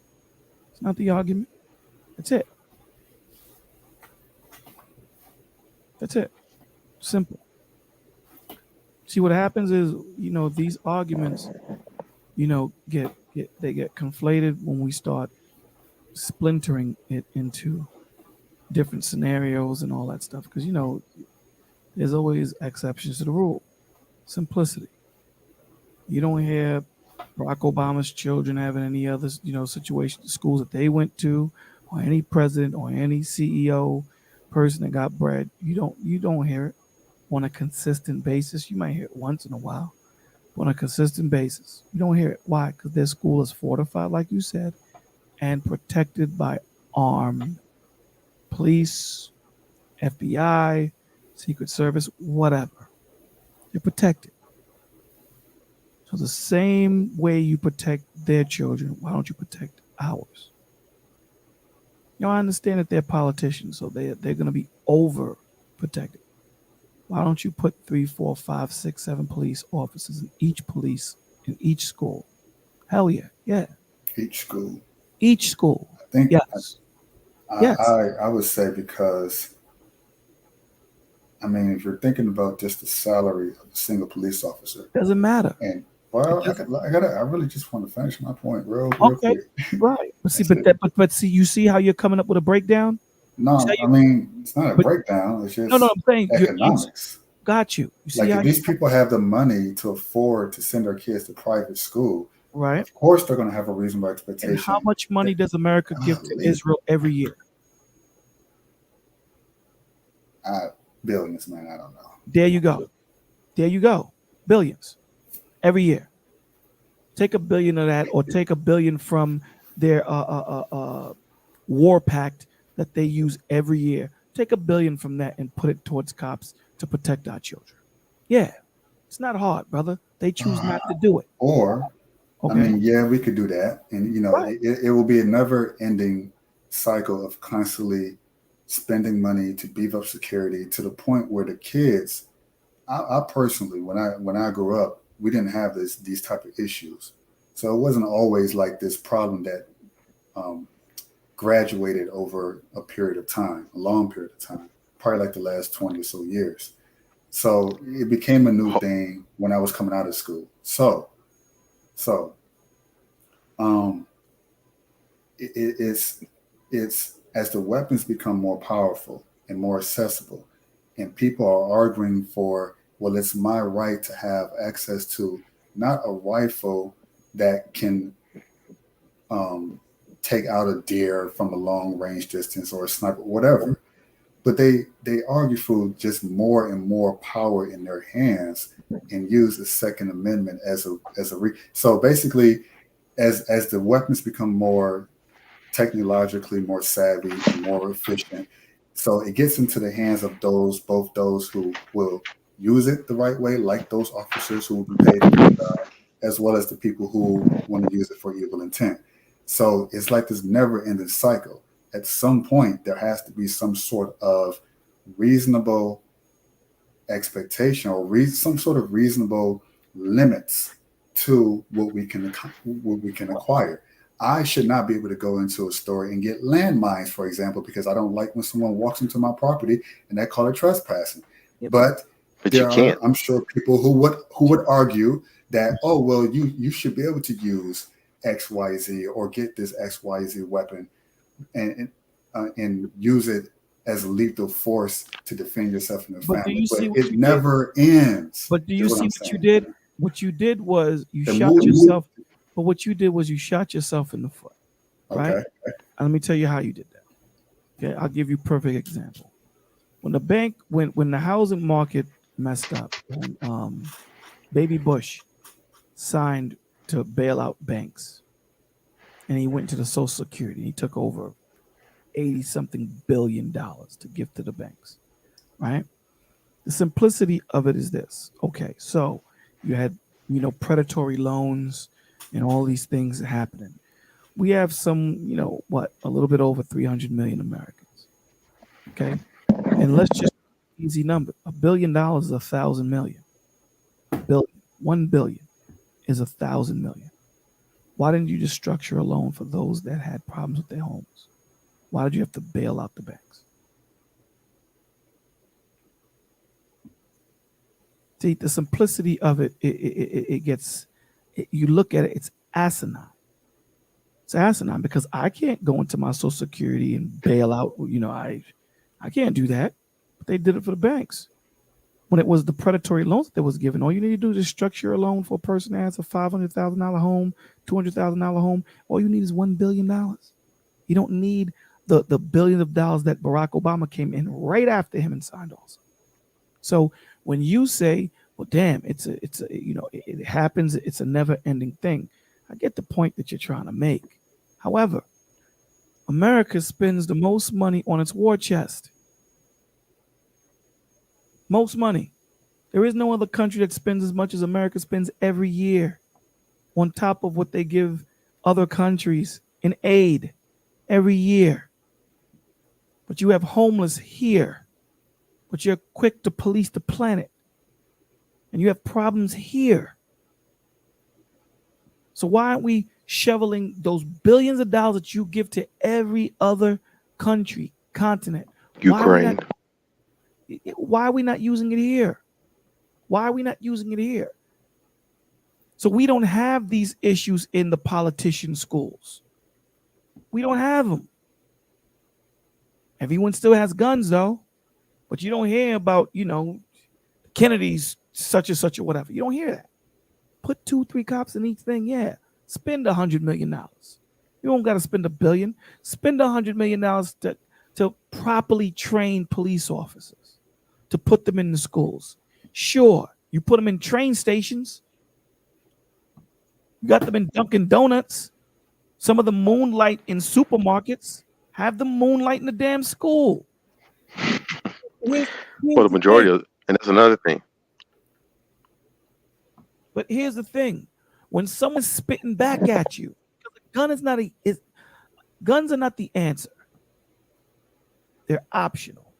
And what I mean by that is, when you walk into my home shooting, and I spit back at you, it gives you an option. Let me leave because this cat is shooting back. When there's nothing in the home, I'm at your beck and call, brother. Whatever you choose to do, I have to concur. But if I shoot back at you, nah. Now it's about who's the better shooter. Now it's about, do you want that hot sauce? That's all it's about. Nothing more, nothing less. You're not going to get rid of the weapons. When these cats wrote the Second Amendment, they were writing it for tyranny.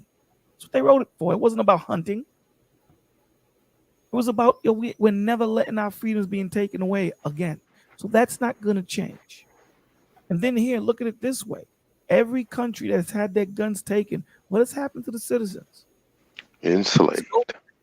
Let's go through that. Mao, Stalin, Hitler, Che. We can go on. What? Like It's not Australia. They had them in entertainment camps. Right. This last year. It's not going to happen here. For them. You know, you're talking about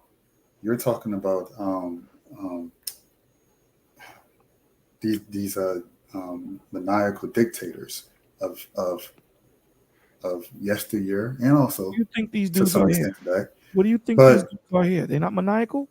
I mean, I'm also looking at examples like in Europe or like Australia, who Right. did not ban weapons, Right. but the type of weapons of which I speak of, in which it has no use for, where the intention is to maim.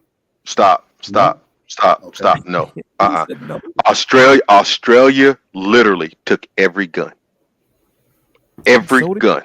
Every so did- rifle that they had for hunting, for everything else. They did a quote unquote massive buyback.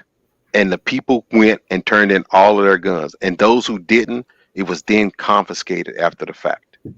So now here's the kick part. Australia right now has over 200,000 plus illegal guns. So the citizens don't have guns. The state has guns. And the criminals have guns. But the people don't. So when you act, this goes to the point of what I was kind of saying before, and what Bolo is touching on right now. You really got two choices when it comes down to when you start talking about the whole gun. Either you believe that people are inherently good, or you believe that people are inherently evil. So if people are inherently good, then everything that you're talking about would technically not happen. If people are inherently evil, then that means that it can happen at any time, because the heart of a man would be considered, as it says in the scripture, exceedingly wicked, right? Not to say that a person won't do good, but when the rubber meets the road, it's all about self and not about others. It's all about self. So, one sec, Bo. Yeah. So when you say that, if you believe then that people are inherently evil or have the capacity to do evil things, right? And you mention, why would I have a gun that, saying what kind of gun I need or don't need. I need whatever needs to be made available that anyone else would have to come against me with. So for example, if that's the case, and I don't move with the different technologies of the quote unquote weapons of war, because believe you me, you are in one, whether you like it or not, but you might not just be actively in one. But in saying that, everyone would still have the musket, while someone else is carrying a 9mm Glock, Barella, or running around with a 22, with a 40 cal, or 50, or shooting 223s, or 5.56, or 300 blackouts, and they can get a shot off at any time, and I have to keep reloading one shot because I'm still using a musket, right? So the technology has to match the threat. So whatever the threat is, that's it. If I decide to landmine around my house, even though you really can't pick up landmines, but if I say we could pick up landmines, and I decide that I don't want anybody coming around my house in any shape, form, or fashion, and I landmine around my house, and I put a fence up, and I say protected by landmines, and someone jumps the fence to go in there, It's their fault. Now, would I ever do that? No. The answer. But should I have the right to do that? The answer is yes. Those rights should exist, whether someone feels it's extreme or not, right? To match the threat that could be coming through. So if this person has an AR-15 and I have an AR-15, they decide to come into my house and to do whatever they want to do, I should be able to retaliate with the weapon that is an equal and or could be even better than what they have, right? Because the threat is not that the person has a weapon, but it's the person's heart and intention on what they're doing with the weapon. And that's what most people fail to understand. It's not the you talked about Europe. London and France now has a problem with knives. Mm-hmm. Not guns, knives. To the point where they started banning knives. If you were a chef, you had to have your knives registered, and you could only have your knives open in your kitchen and then at your place of residency. And they had to be locked away. Knives. So it's never about the weapon that's in use. About the person. It's always about the person and the heart of the person. And when you understand that a person is bent toward wickedness, then you will always be watchful. You will always be ready, right? You will always be prayerful. Not because you want to, but because you have to. And let me add this, Ant. That's why you don't. Go ahead. I wish we didn't have to carry. I wish I lived in a world where we didn't have to use this. We didn't have to, because remember, my answer is not a gun, brother. My answer is Christ. A gun gives me options. That's it. That's what it does. That's all it does. My salvation ain't based on no weapon. Hell no. But it gives me options in certain situations. You dig what I'm saying? So at the end of the day, there are solutions. But we have to understand, and this goes deeper, and it goes deeper. We're living in a society that is made to be broken. This society was never made to be fixed. Can it be fixed? It can. But it was made to be broken. This is why you have a recurring revolving door every 4 years, and they spew the same garbage every 4 years. Because they keep you believing in the dream. Now, once you realize that this is something that was created to be broken, that's when drama starts. Because now, the American people wake up and say, this thing was never made to be fixed. It was made for people to pander to us to make us think that they can fix it. But every year they say the same garbage.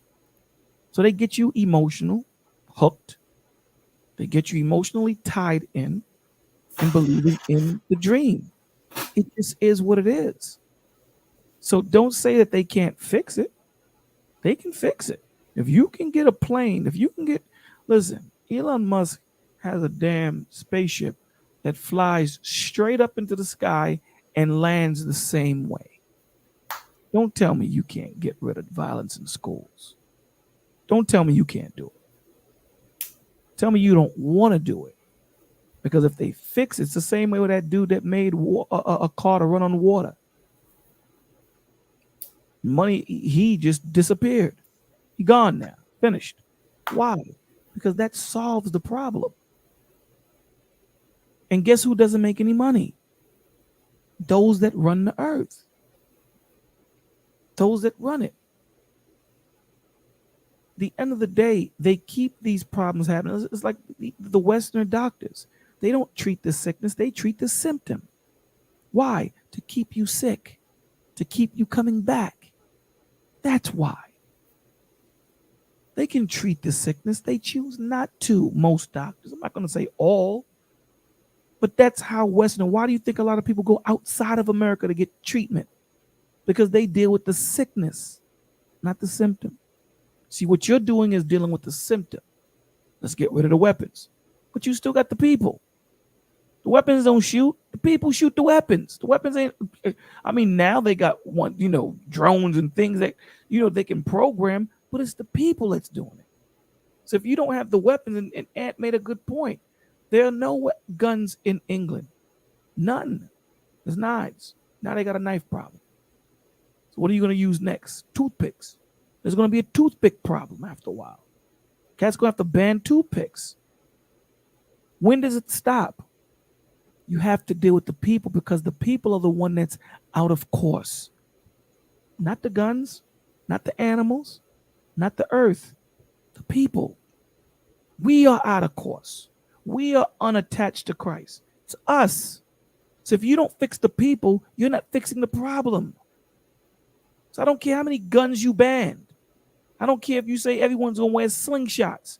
Slingshots is going to be a problem. Why? Because someone with a slingshot like David's is going to walk into a supermarket and say, give me this food, or I'm going to hit you with this smooth rock.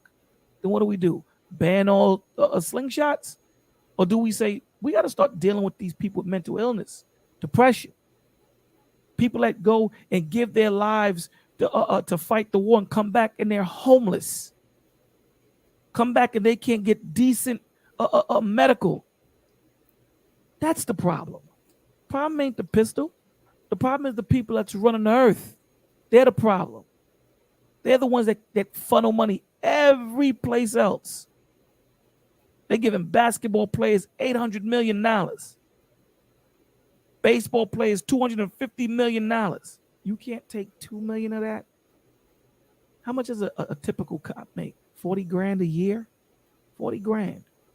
You can't take 10 million and spread that out? 2 cops in each school? Now, I'm not telling you someone isn't going to try the school, but they're going to know someone's going to be spitting back. That's a deterrent. Doesn't mean that I'm not going to try you. But this is why back in the days when everybody in the Wild Wild West had a pistol, guess typically who was the only people that got shot? The people that, I told Anthony, leave by sundown, dog. And if Anthony didn't leave by sundown, we did our thing. The only 2 people that got shot was either him or I. Him or I, when everybody had one. But when you leave it in the hands of the bad guys, that's why New York, everyone's getting shot. Everyone, because you know why? Typically, the citizens don't have a pistol. But the bad guys do. Now, you give everyone a pistol, or at least let the bad guys think that someone can have a pistol. They'll think twice. Doesn't mean that crime is going to stop. Doesn't mean that. But it gives them a pause to say, you know what? Let me think about this for a second. Let me just think about it. Because he might have something on him. I don't want to die to get Pampers for my child. I don't want to die. So let me go see if I could do something a little bit more easier, less strenuous, and less danger. We spend so much bread, B, on creating weapons. You gonna tell me that they can't take some of that budget that they use for their black ops to give to police officers or a security firm to protect our schools? They could. They choose not to. They keep you afraid. Why? Because as long as I keep you afraid, you're going to want the government to get into you. Remember, the federal government wasn't made to be in our business. Mm-hmm. They wasn't made to be in our business, the federal government. They only got involved when things got out of hand. So now you know what they're doing? They're making things get out of hand so that they can be in your business. They can take certain freedoms away. And when they take it, they don't give it back. I'll give you an example. When they were creating the World Trade Center, the new one, the Freedom Center, whatever the hell they call it, they ran out of money. So you know what they said? We're going to put the toll. The toll was $15. They raised it to $18 to help finish building the World Trade Center, the Freedom Tower. After it was built, do you think they brought it down to $15, or do you think it's still $18? Still $18, my G. Why didn't they just bring it back down? No, because you know what? The people accept it. So now we're going to keep it moving. The same when they right now in NYC, cops just stop and frisk you illegally. But what they're doing is desensitizing you to. So if people just open up their bag and show it to them, random, you could just be walking in. Hey, you, come here, Joseph. Come here. You, come here. Open up your bag. Let me see. Did I do anything? No. We're just randomly against the law. But people just submit to it. So now they're desensitized. Now it's the norm. It's the norm. So anytime they take something from you, they're not going to give it back. I promise you they won't. I promise you they won't. So all this bread that you spending, now not meaning you, meaning the government, all this bread that they're spending, how much money did they spend in Iraq, Afghanistan? Well, trillions?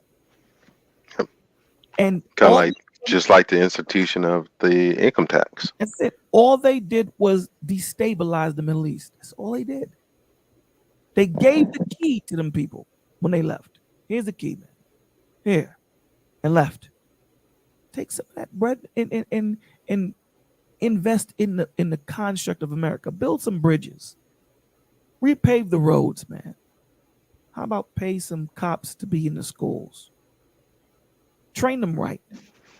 These guys are supposed to uphold the law, and half of them don't even know the law. How the hell can you uphold the law and don't know it? Send them to college. They should at least be able to interpret the law if they're going to defend it. Give them some type of training for mental disease and depression. See, they don't do that. Why? Because that would solve the problem. So every year they come with a new issue to pander to you, to pander to me, to pander to Anthony, to pander to America and say, this is what we're going to do to solve it. This is what we're going to do. Barack Obama had a whole lot of promises. Did he do any of them? No. Nope. Not one. Then the next guy comes in right behind him and says, yeah, he failed. This is where I'm going to do it. It's a company. It's America. It's a company. That's it. So, we can get caught up in the talking points of saying, get rid of the weapons. Okay, they did that in England. There are no guns. There's knives. Now they got a knife problem. Now what? Get rid of the knives. So what are we going to use? The police got whistles, my G, in England. Whistles. Wee, wee, whistles. Now there's a knife problem. Come on, man. We got to stop playing. This is why we are in the situation that we in, because we make things more complicated than what they need to be. Things are really simple. It's simple. Simple. You got a gun, I got a bigger one. You want to fight? No, I'm good. Okay. Cool. Simplicity. Let's make it simple. Let's not make this thing hard, man. We make things too hard. Put 2 police in every school. 2. That's not hard. You give every ex-president, you give him $200,000 for the rest of his life, and you give him a police detail for the rest of their life. For the rest of their life. For the rest of their life, they got police detail, FBI, Secret Service, whatever it is. How much more the people that facilitate this country? This country's on the backbone of the middle class. Put some police officers in the schools. Do that. I guarantee you'll see a drop. I'm not going to tell you it's going to end crime in school shootings, but it'll bring it down. You know why? Because they're going to say, damn, there's cops there. Let's go someplace else to shoot up. This is not hard, man. It really isn't. It's not hard at all. But when we have these talking points and we start talking about, but why do they need a rifle? I agree with you. I agree with you. Why do they need such big? I hear you. I feel you. But it's here. So we have this problem. What do we do now? We have it. That's not going to happen, what you're proposing. So what do we do? Let's think realistically. I understand women should be able to dress the way they want to dress here in America, but you can't. You can't. If you do, and you jog in Central Park at 3 o'clock in the morning, there's ramifications to the decisions you make. So let's look. Let's deal with the real world now. Okay. You're giving trillions of dollars to all these other countries. Spend $1 trillion here. That's 1,000 billion. 1,000 billion is 1 trillion. A billion is 1,000 million. You give that to Israel every year.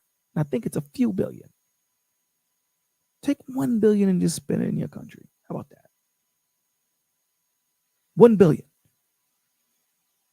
And you don't even need $1 billion to hire police officers to put in a school in every state. You don't even need $1 billion. You don't even need that. And I guarantee you, some of these kids, they'll be like, you know what, let me just chill. I walk into Port Authority, they got military guys there. M16, shotguns. Put some of them dudes in schools. See what happens. Big deterrent. Big deterrent. But they don't do that. But the schools that these rich people go to and the schools that these damn politicians go to, they're walking around with armed guards. How dare you tell me I shouldn't have an armed guard in my school, but the people that are talking about they shouldn't have armed guards in schools, their kids go to schools where there's armed guards. That makes sense? To me, it doesn't. It doesn't.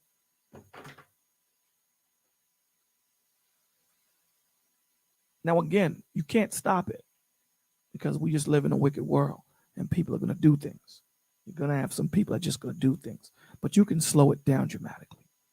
I promise you, you can. Put those armed guards in these schools. Put them in the schools. You put them where the rich people are. You put the police in Beverly Hills. You got the police on 5th Avenue, 3rd Avenue. Put them where the people that really need them. Put them there. Well, I noticed that there are a lot of places too that they already have it. They call them school resource officers. There's a lot of places that have started putting those. The problem is that they don't always do it on they run into two problems. And it kind of goes back to what you were saying a little bit ago. Is either not enough of them, depending on where you're located, is either not enough of them, or they have the ones that are incompetent. Kind of like what you saw when I was talking about Sandy Hook, right? You had the guy was a coward. He ran out and got behind a police car. And so you have these things going on where you're not having the people that's is either not funded correctly or you don't have the right people in there. And that does come with taking a toll and actually being responsible on the people that actually go in there. But Joseph, let me ask you a question, and I'm sorry to interrupt you. Mm-hmm. Do you think the iPhone 14 is coming out? Do you think they knew about that 13 phones ago? Yes. Right. So they create this phone with a problem and then tell you we're going to fix it with the iPhone 15. Yes. These dudes ain't stupid. They do No, this. no. I agree with you. I'm not saying you. I'm just saying they create the problem themselves. They already have the answer. All they need to do is formulate the question. That's all they do. They give you this with the problem. Mm-hmm. This government has a problem. It's been created with the problem. They create the red tape themselves to keep you in that conundrum of saying, we can do this. We can do this. What can we do? And so foolishly, we don't even see it. So foolishly, we don't see it. That's why we put in the hashtags, be the change. You be the change. Don't let that dude that lives in Fort Myers, Florida, come to you and say, I know what it is to live in Flatbush, Brooklyn. You listen to damn, this guy talk, Biden, when he went to the black, him and Hillary Clinton, when they asked her, what do you keep in your purse? You know what she had the nerve to say? I keep hot sauce. Yo, come on, man. And she pulled it out. She pulled it out too, so you can see. This dude said to Charlemagne the God, yo, Duke, if you don't vote for me, you ain't black. And I'll get Corn Pop to verify. Come on, man. You think they talk like that when they go on other channels? No. They pander to us because we're emotional people. That's what they do. Oh, snap. Bill Clinton is the first black president. He got shades on and he's playing the sax. Oh. Duke, I sit back and I just look at it and laugh, my G. But it hurts me because I see every 4 years, this is what happens. They put a monkey and an idiot up there and they dance in front of you and you got to pick between the monkey and the idiot. You pick. This dude's going to run, or this chick is going to run the free world. Come on, man. You pick. One gives you lube, the other doesn't. Which one do you want? So that's what I'm saying to you. You know, that's what I'm saying to you is when you sit there and say, but they don't need these. Listen, me, I like the assault rifle. You know what I'm saying? I like it. But I agree with you in the bigger picture. I agree with you. But we don't live in that world. But don't tell me that they can't have some type of fix. It may not cure the problem. But damn it, it can slow it down. I promise you it could. If they took the bread that they're spending on trying to make bullets that think, you know they got bullets that think? Did you know that? Yep. Joseph? No. They got a bullet. Why do you need a bullet that think? Why? Who are you making these weapons to fight? You're not making it to fight humans. Who are you making these weapons to fight? Why don't you want any man behind a weapon? Why do you want computers and drones? Why? We better start thinking about the bigger picture, bro. Start looking at the scriptures, start looking at Revelations. Understand, we wrestle not against flesh and blood, but against spiritual wickedness in high places, dog. Understand that. They got bullets that changes trajectory. You move, it moves with you. Why? Why? That ain't for me. They got guns that shoot lasers, my G. That ain't for no dude on Flatbush in Brooklyn. That's for something heavenly, my G. Cats better start understanding what's happening. This big thing that's happening with this, you know, the abortion thing, I guarantee you, it's sleight of hand. They got us freaking out on this, and they're doing something else on the right. They're passing some type of law or something that you're going to know about 8 months from now while this Roe v. Wade was going on. Yep. Stop getting caught up in the WWE. Stop. We got to stop, man. We got to start opening up our eyes and looking at this book and what it's telling us. It's telling you, don't get caught up. Repent, for your salvation is nearer than ye think. Repent. These cats got planes that go Mach 8. Why do you need a plane that go Mach 8, my G? You just can't turn on the dime. It just can't turn on. Why do you need a plane that goes 8 times the speed of sound? Why? Who are you trying to fight? Who do you got a problem with? And now this is a global thing. Don't think that America's against Russia. Russia, man, come on, don't get caught up in that nonsense, man. Because, listen, understand this. And this is really simple, but think about this. If Type-C that they use for the Android phone, the Type-C is the norm now. You do know that, right, Joseph? Did you know that? No. Okay, so Type-C is the new norm. All Apple products are going to have a Type-C. They already started doing it with the Mac. All Androids have Type-C. And this is across the board universally around the world. You know someone had to have a meeting to do that, right? You know that, right? So if we can all agree, Lenovo, Benz, All these different cars that have these USB now are going to start using Type-C. That means we all had to agree. So if you can agree on that Type-C, you can't agree to say let's end world hunger. Can't agree on that. Come on, son. We got to start thinking, bro.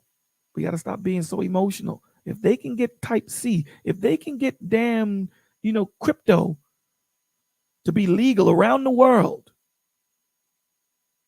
cats are meeting to pass these laws. And then tank it. And then, come on, man. Come on. If you can't see that these things, they already have the answer. All they're doing is creating the questions and leading you and me and Ant and the village and the rest of the world to say, and they're just sitting there. And they're waiting for you to say, we need you, big government, to come in and take some of our freedoms because we need you to protect us. That's what they're waiting for. You sure you need us to do it? Yeah. So we're going to have to go into the Constitution and take certain things away. Yes, protect us. Okay.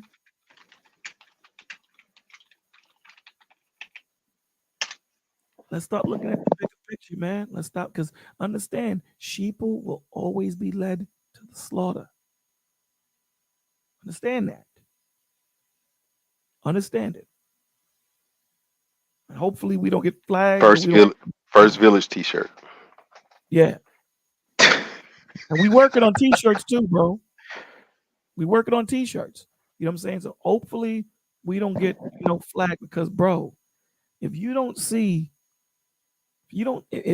see what's going on in front of our eyes, if we don't see, remember what the Lord said, put on the arm of the Lord so that you can get past the wiles of the devil, the trickery of him. He's a trickster. That's what he is. He's Mixoplick. They used to always mess with Superman. Remember that little dude? Powerful, always mess with Superman until Superman make him say his name backwards and make him disappear. Mm-hmm. He's Mixoplick. Don't get caught up in his nonsense, bro. I don't want to play your game.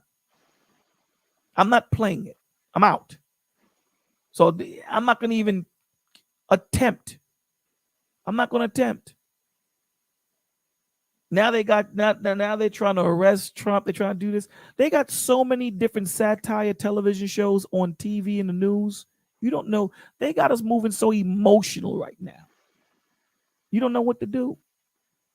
You're emotional with the abortion thing. You're emotional because they're trying to grab Trump. You're emotional, because, the sports. They got us moving so to and fro, and they're passing laws and doing things, and we're so caught up with our head in the ringer, we don't know. We don't know. We're having conversations like this that makes no sense. It makes no sense. That's like having a conversation about women being submissive to men. I'm like, how many times are we going to have this conversation, man? How many times? There's an answer to it. You want women to be submissive? Yeah, you be submissive. Be submissive to your husband. And guess what? Your wife will be submissive to you. There's your answer. Okay? Be submissive to God, and God will make your wife submissive to you. There you go. There's your answer. So now we don't have to have that conversation again. But guess what? Come Monday through Friday, 50 different channels are going to be talking about how can we get the woman to understand the man, because the man has the plan and he's going to do a handstand on American Bandstand. And cats are going to watch it. Stupid. Dumb. You want your woman to be submissive to you? Yeah.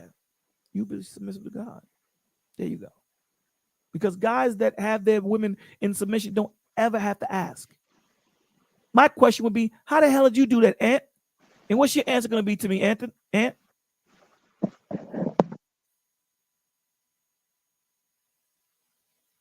That was what you're supposed to answer. It would have been nice if you would have answered right there. Oh, well, I guess I said it on mute. Yeah. Because I was already submitted to God. That's why. It. Simplicity, my G. Simplicity. It ain't hard. Christ is simple, bro. What king was it that went to Elisha and said, heal me? And Elisha said, yo, go dump yourself 7 times. Oh, that was Syrian general. Syrian general. NAMI. Money said, "No, I ain't doing that, man. You gonna have me dump myself in that dirty river? You could have mentioned all these different rivers. I'm leaving. And here's this dude. You sick? You came to me for help, and I gave you the answer, and you got an attitude with me. And it was something simple. Just dump yourself 7 times." He walked away. His slave or his man, homeboy, whatever, walked up to him and said, "Yo, Duke, do you know how simple that is? Because if the Lord told you to go find the eagle, even though people don't say that, he told you to do something astronomical and hard, you would do it. Here it is, he gave you something simple and you fight him on. You went and did it, he was healed. Christ is simple, bro. We make him complicated. We make him complicated. He's really simple. He's not complicated at all. Satan is complicated.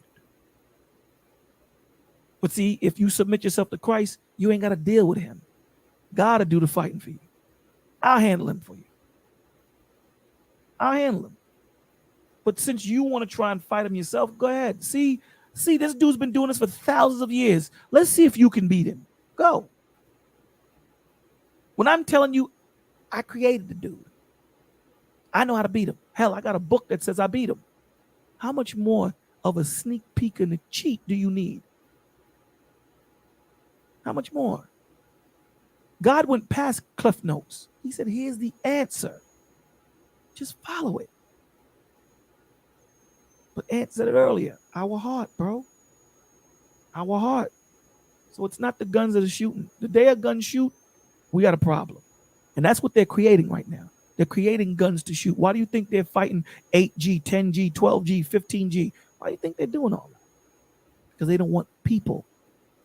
They want one dude or that little posse of people that run the planet to press a button and that robot goes and does what it's supposed to do with no emotion.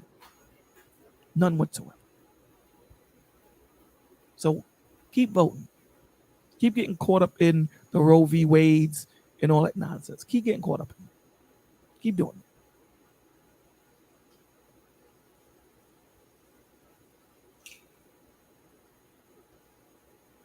So with that being said, I guess we're going to call it a night. We've been, this is reminiscent of old Testimony Friday. We've been up 4 hours and 8 minutes. My man Joseph got the Purple Rain picture up. You know what I'm saying? With the one eye covered. It's fly, son. Purple Rain. That's the Purple Rain picture, son. I'm gonna try to make that picture purple. Joseph, you don't mind, do you? Joseph, you there? He probably went to sleep. No, he was on a few seconds ago. I think he might be on mute. You hear me? Yeah, we can hear you now. I said I'm gonna make that picture purple, son. Yeah. Okay. My man got the chain showing too. He got the little medallion showing with the thing covering his eye. You know what I'm saying? He probably just went to the barbershop that day, got the beard done. You know what I'm saying? Come on now. Come on now. That was done purposely. There's no mistake there, baby. Everything there was done purposely and by design.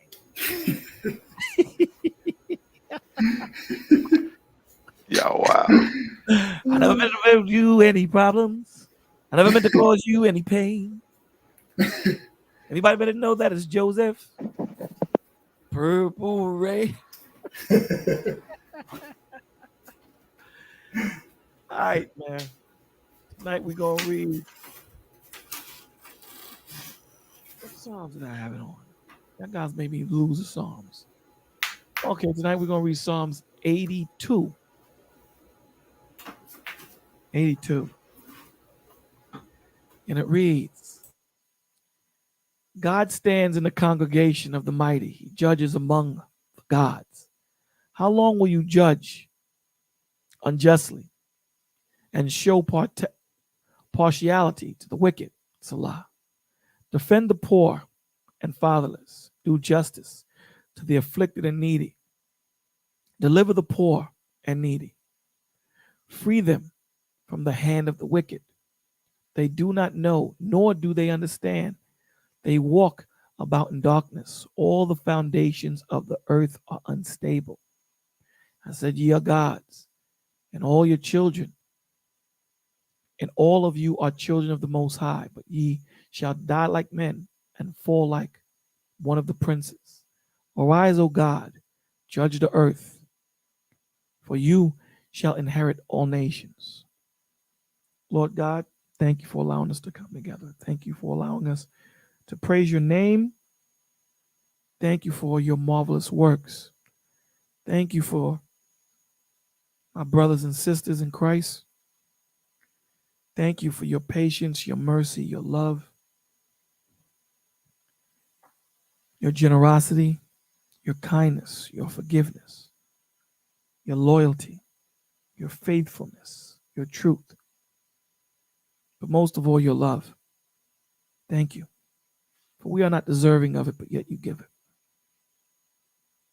We ask you, Lord God, to please, excuse me, protect all those that serve you and honor you, love you.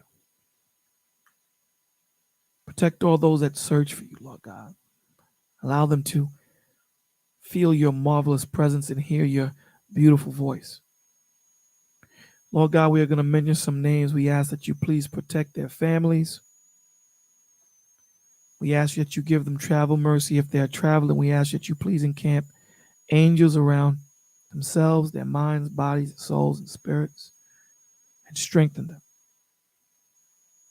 In Jesus' name, we ask you, Lord God, to please protect Mika, Be Easy, Miss Carrington, Tazapath, Playful and Derek, Little Rock, Coach, Bam, Anthony and Steve, Lyric, B, Smiles, Lexi, Fallon, Chris, AGAG, Alex, Lincoln, CJ, LA Floyd, Introverted, K Cooper, Montrell, Bumble D, Just Jab, Heather, Phoenix Lit, Drizzle, Juju, Brian Redmond, LA Harlem, Michael Rivera, Tommy Sotomayor, Just J, Yeshaya, Naja, Aura, Yediah Shah, Imani Fleetwood, Dog, Peach Cobbler, Byron, Aaron and Mom, Butterfly, Joseph, Shakina Glory, Miss Lady,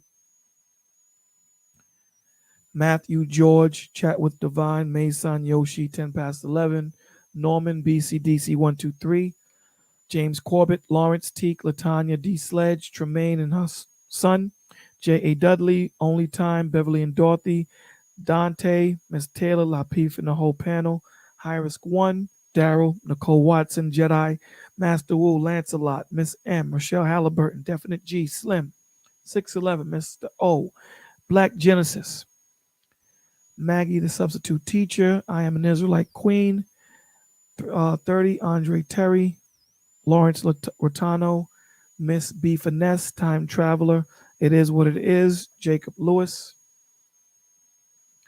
Gordon Ronald, Tony, J. Chasm Snuggles, Enya, Pasha Blaine, Shake Rack King, Jean, Celestial, Veggie Jess, The Intellectual, Soapbox, Wave Face, Aaron Miller, Sparkles, Alan R, Trash Can Waves, The Lead Attorney,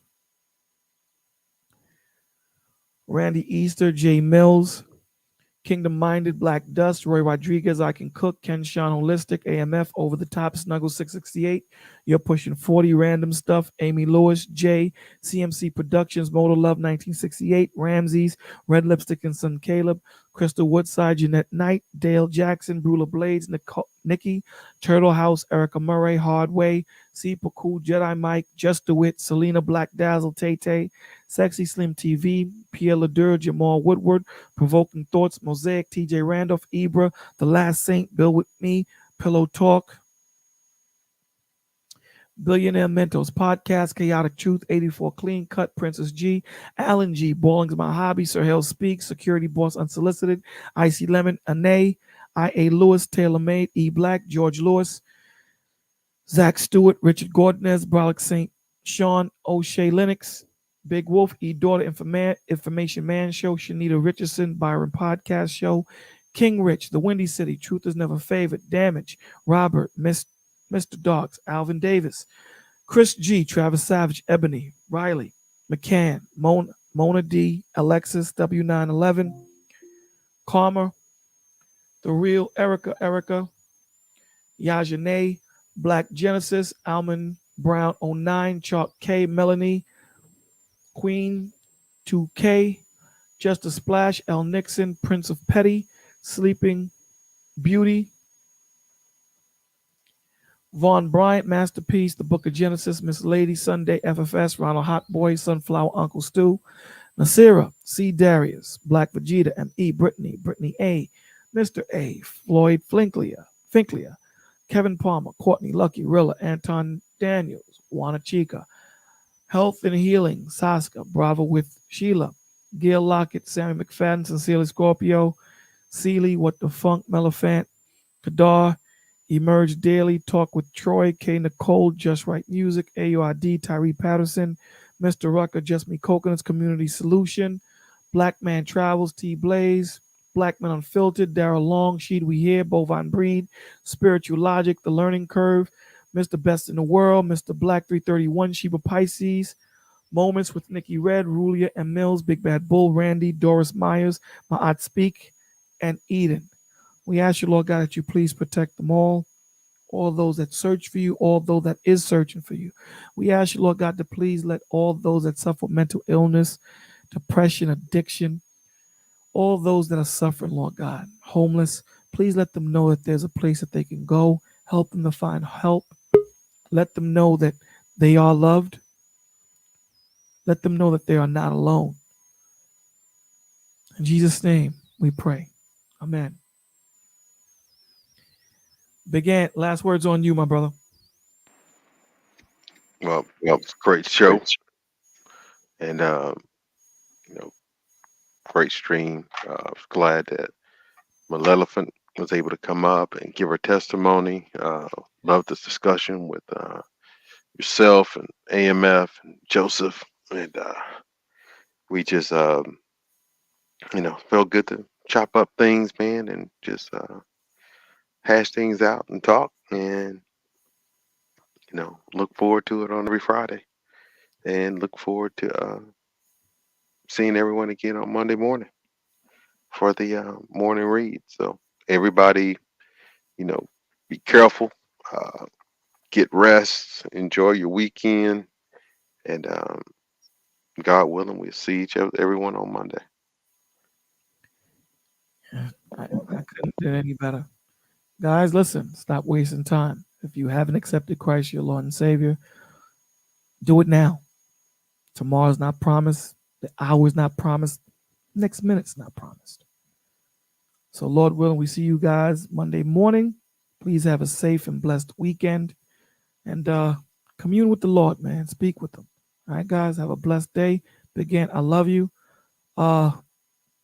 Melephant, thank you for coming up and sharing, man. It was awesome to hear you and sound at peace. Thank you so much. And to all those that were in the chat, love you all, man. Good night. Lord willing, see you guys. Big Ant, I love you, my brother. Love you too, man. Have a great one. You too, my brother.